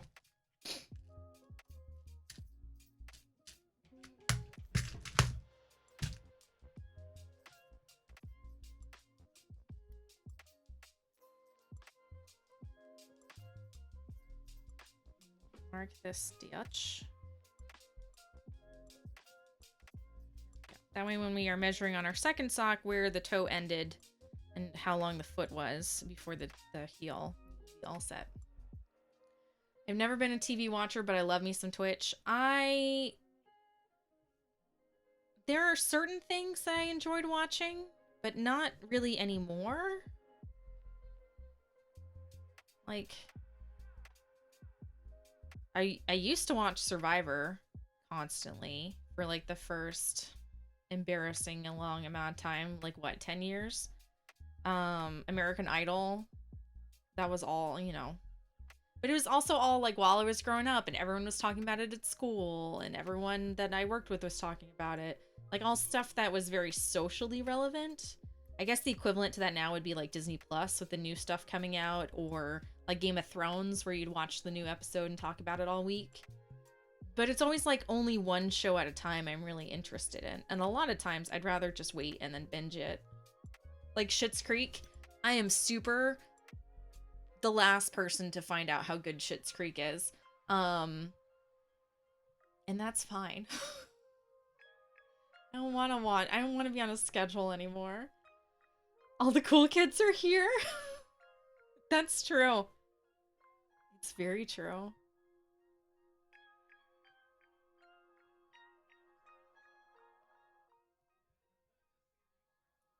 Dear iTunes, I haven't upgraded you in forever, and we're certainly not going to start now. Quit.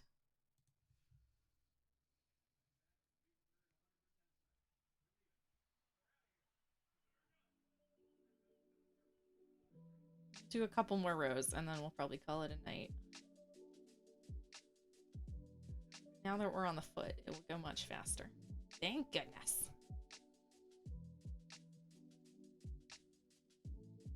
Even the stuff that is a quote-unquote TV show, I enjoy either, like, watching 2 or 3 episodes a night of, or watching at my leisure. It's also a big thing, like, and it didn't used to be, but what I'm in the mood for and what I'm not. Some days I'm in the mood for a chill, crafty stream. Some days I just want to lie on the couch and watch someone paint something. Some days I just want to lie on the couch and watch Bob Ross paint something. Like when I super need cheering up because I think all humankind is garbage. Bob Ross is nice. He believes in me, so it must be okay. Bob Ross is the adult version of Mr. Rogers. I'm gonna just say that.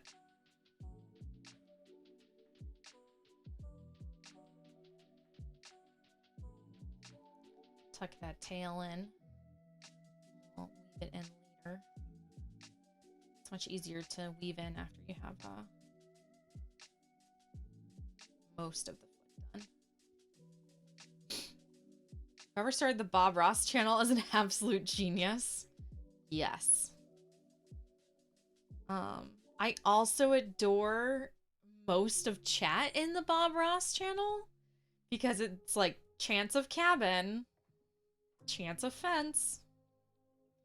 They're all repeats. We all could have looked it up and saw what it was at the beginning, but everyone's just like, it's fine. Also, they all kind of look alike after you've watched it for an hour.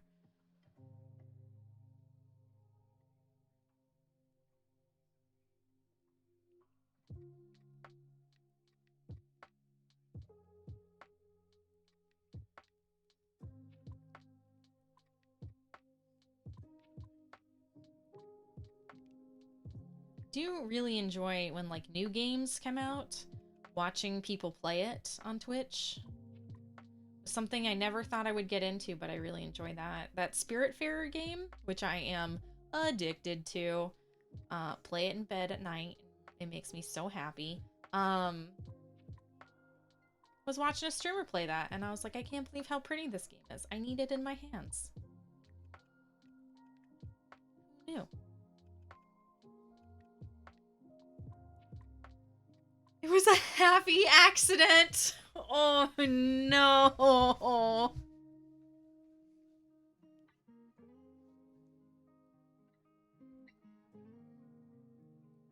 Poor Hulk, I love you. Happy Squirrel lives here.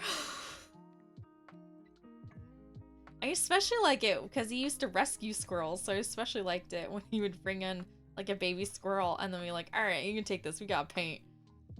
Lol, lol, lol, lol, lol. Ugh. For real, if it wasn't so good, it would be a groaner. That was really good. Umber Hulk, you've earned your keep for the night. You may rest easy for your 2 hours.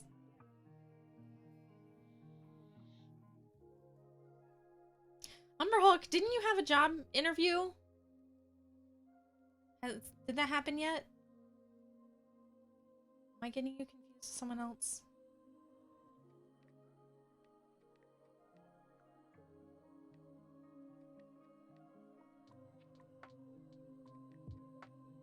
Tell me on Saturday you had a job interview coming up.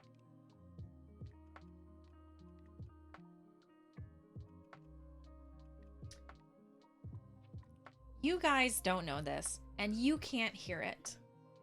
But I can hear fireworks from my house, and I just said, oh, it's 9 o'clock. Because tonight is the first time that Walt Disney World is having fireworks since May of 2020. And it makes me so happy. Stupid happy.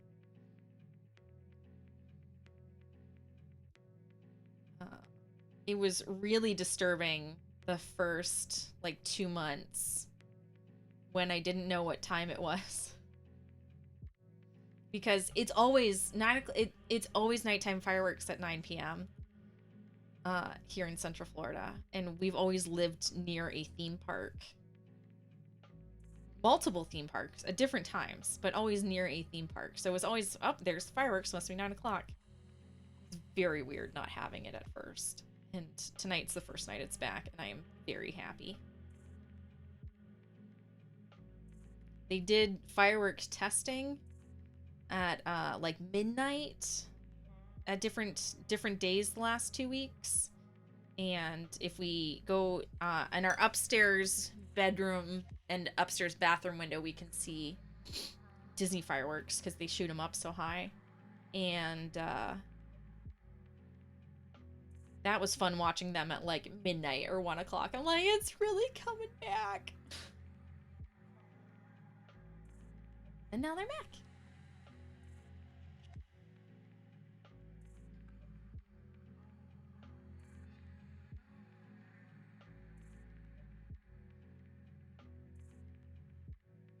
How fun. It is very fun. It's just kind of one of those weird things about getting back to normal. But also, my department also, fireworks falls under my department, so it's been very interesting tracking all of the safety stuff they've had to go through to get fireworks in place. Because when you're running it every night, you only have to do maintenance, but when you're starting from scratch, then it's a big difference. Used to live next to a baseball stadium that did them every Friday, but you couldn't see them, so it just annoyed me. That's how I felt. That's how I felt about Universal and SeaWorld fireworks. Because they are like super, they're more city center kind of feeling.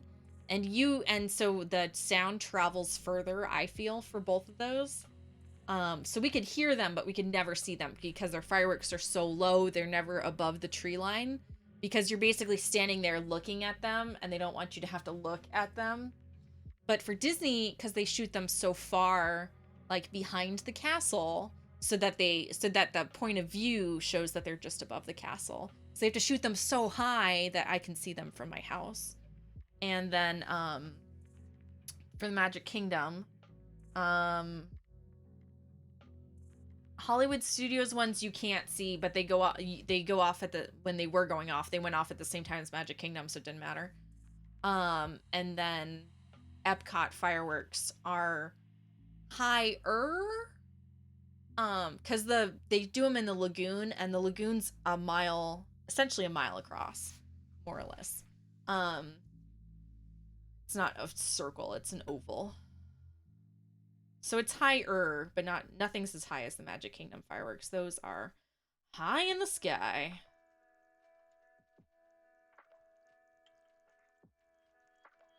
Higher the hair, the closer to God. Lagoon is that big? Yeah.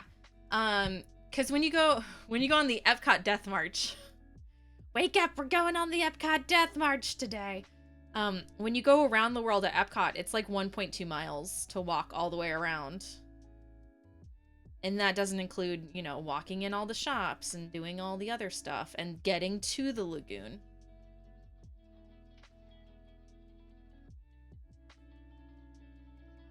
My favorite. Epcot is our favorite. Well, my favorite is the Hollywood Studios, but I haven't been there since Star Wars opened, so I haven't been there in years. And they're about to change everything. So I haven't done most of the stuff at Hollywood Studios recently. It's all blocked out.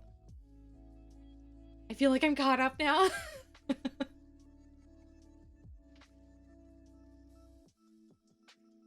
Are you talking about your spinning, KB, or are you talking about social commentary?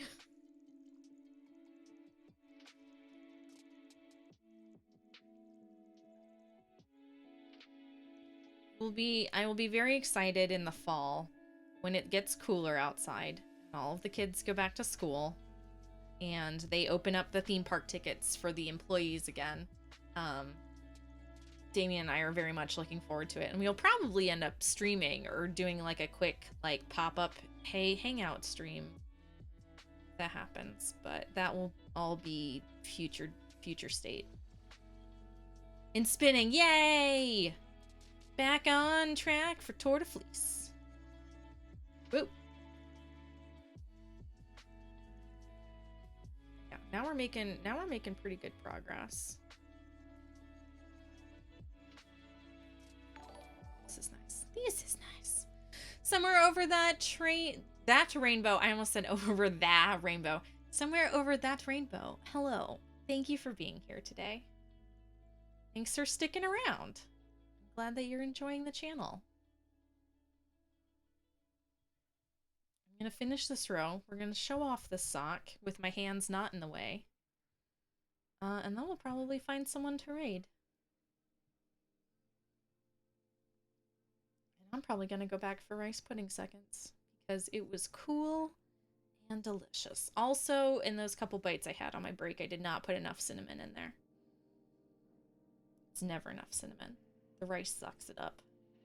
You always gotta add moa. And I hear it's good for you, and that's the story I'm sticking. The cinnamon, I mean, not the rice pudding. The rice pudding is probably not great, although it's not bad when you consider milk and eggs and rice and vanilla and limited brown sugar.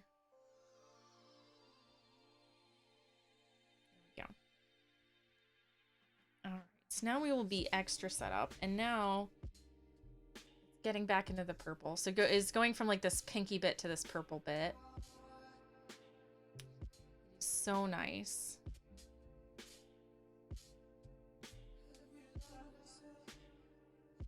Sure.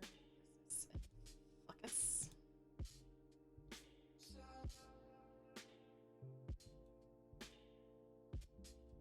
It's a little blurry.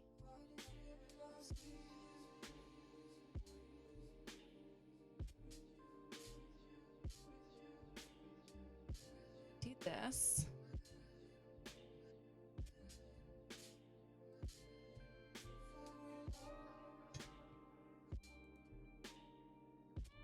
This is it.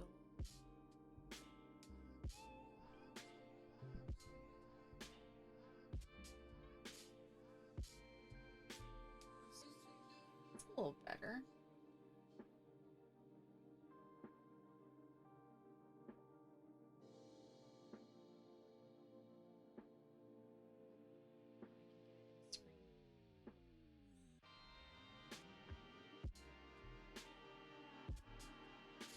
Looking okay.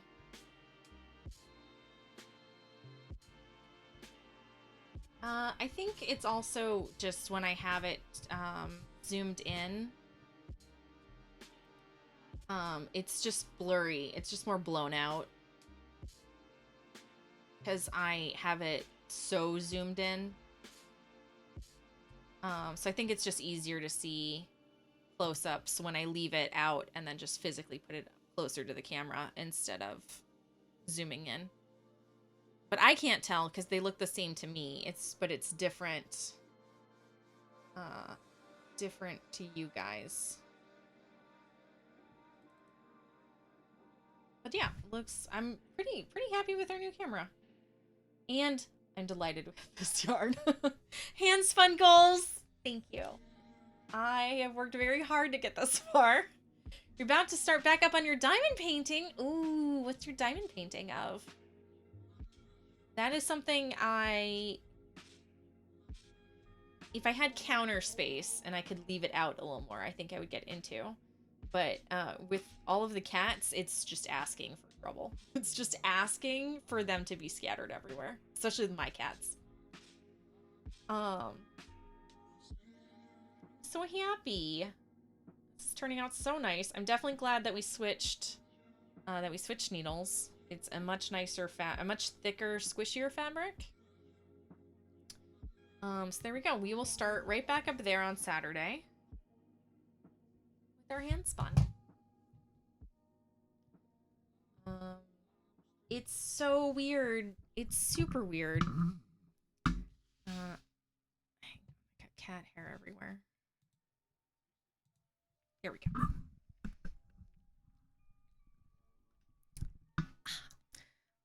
It used to be that I would watch other people spin and I was convinced I would never ever be that good. So to actually have yarn that is that good is like blowing my face off. I can't believe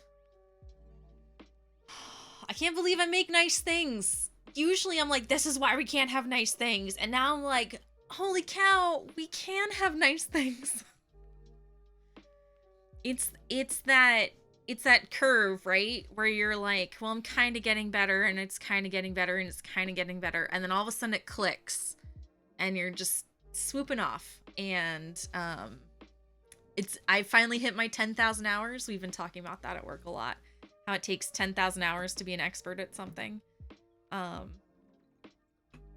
So I'm finally hitting my 10,000 hours stride, where I'm beginning to see marked improvement and it is beginning to become second nature, which is very nice for me. I'll have to figure out, maybe it's 10,000 yards. Wouldn't that be funny? Now I'm gonna have to count out how many yards I've spun. How many yards did it take? Yay, pro spinning! It's good. It's good. Someday I'll spin something besides fingering weight. But now that I figured out fingering weight, I'm like, only this. I'm just gonna have to make like 8-ply worsted weight. No, because that would be DK. I'll have to make like 12-ply worsted weight. Oh dear, that's a terrifying thought. Let's find someone to raid.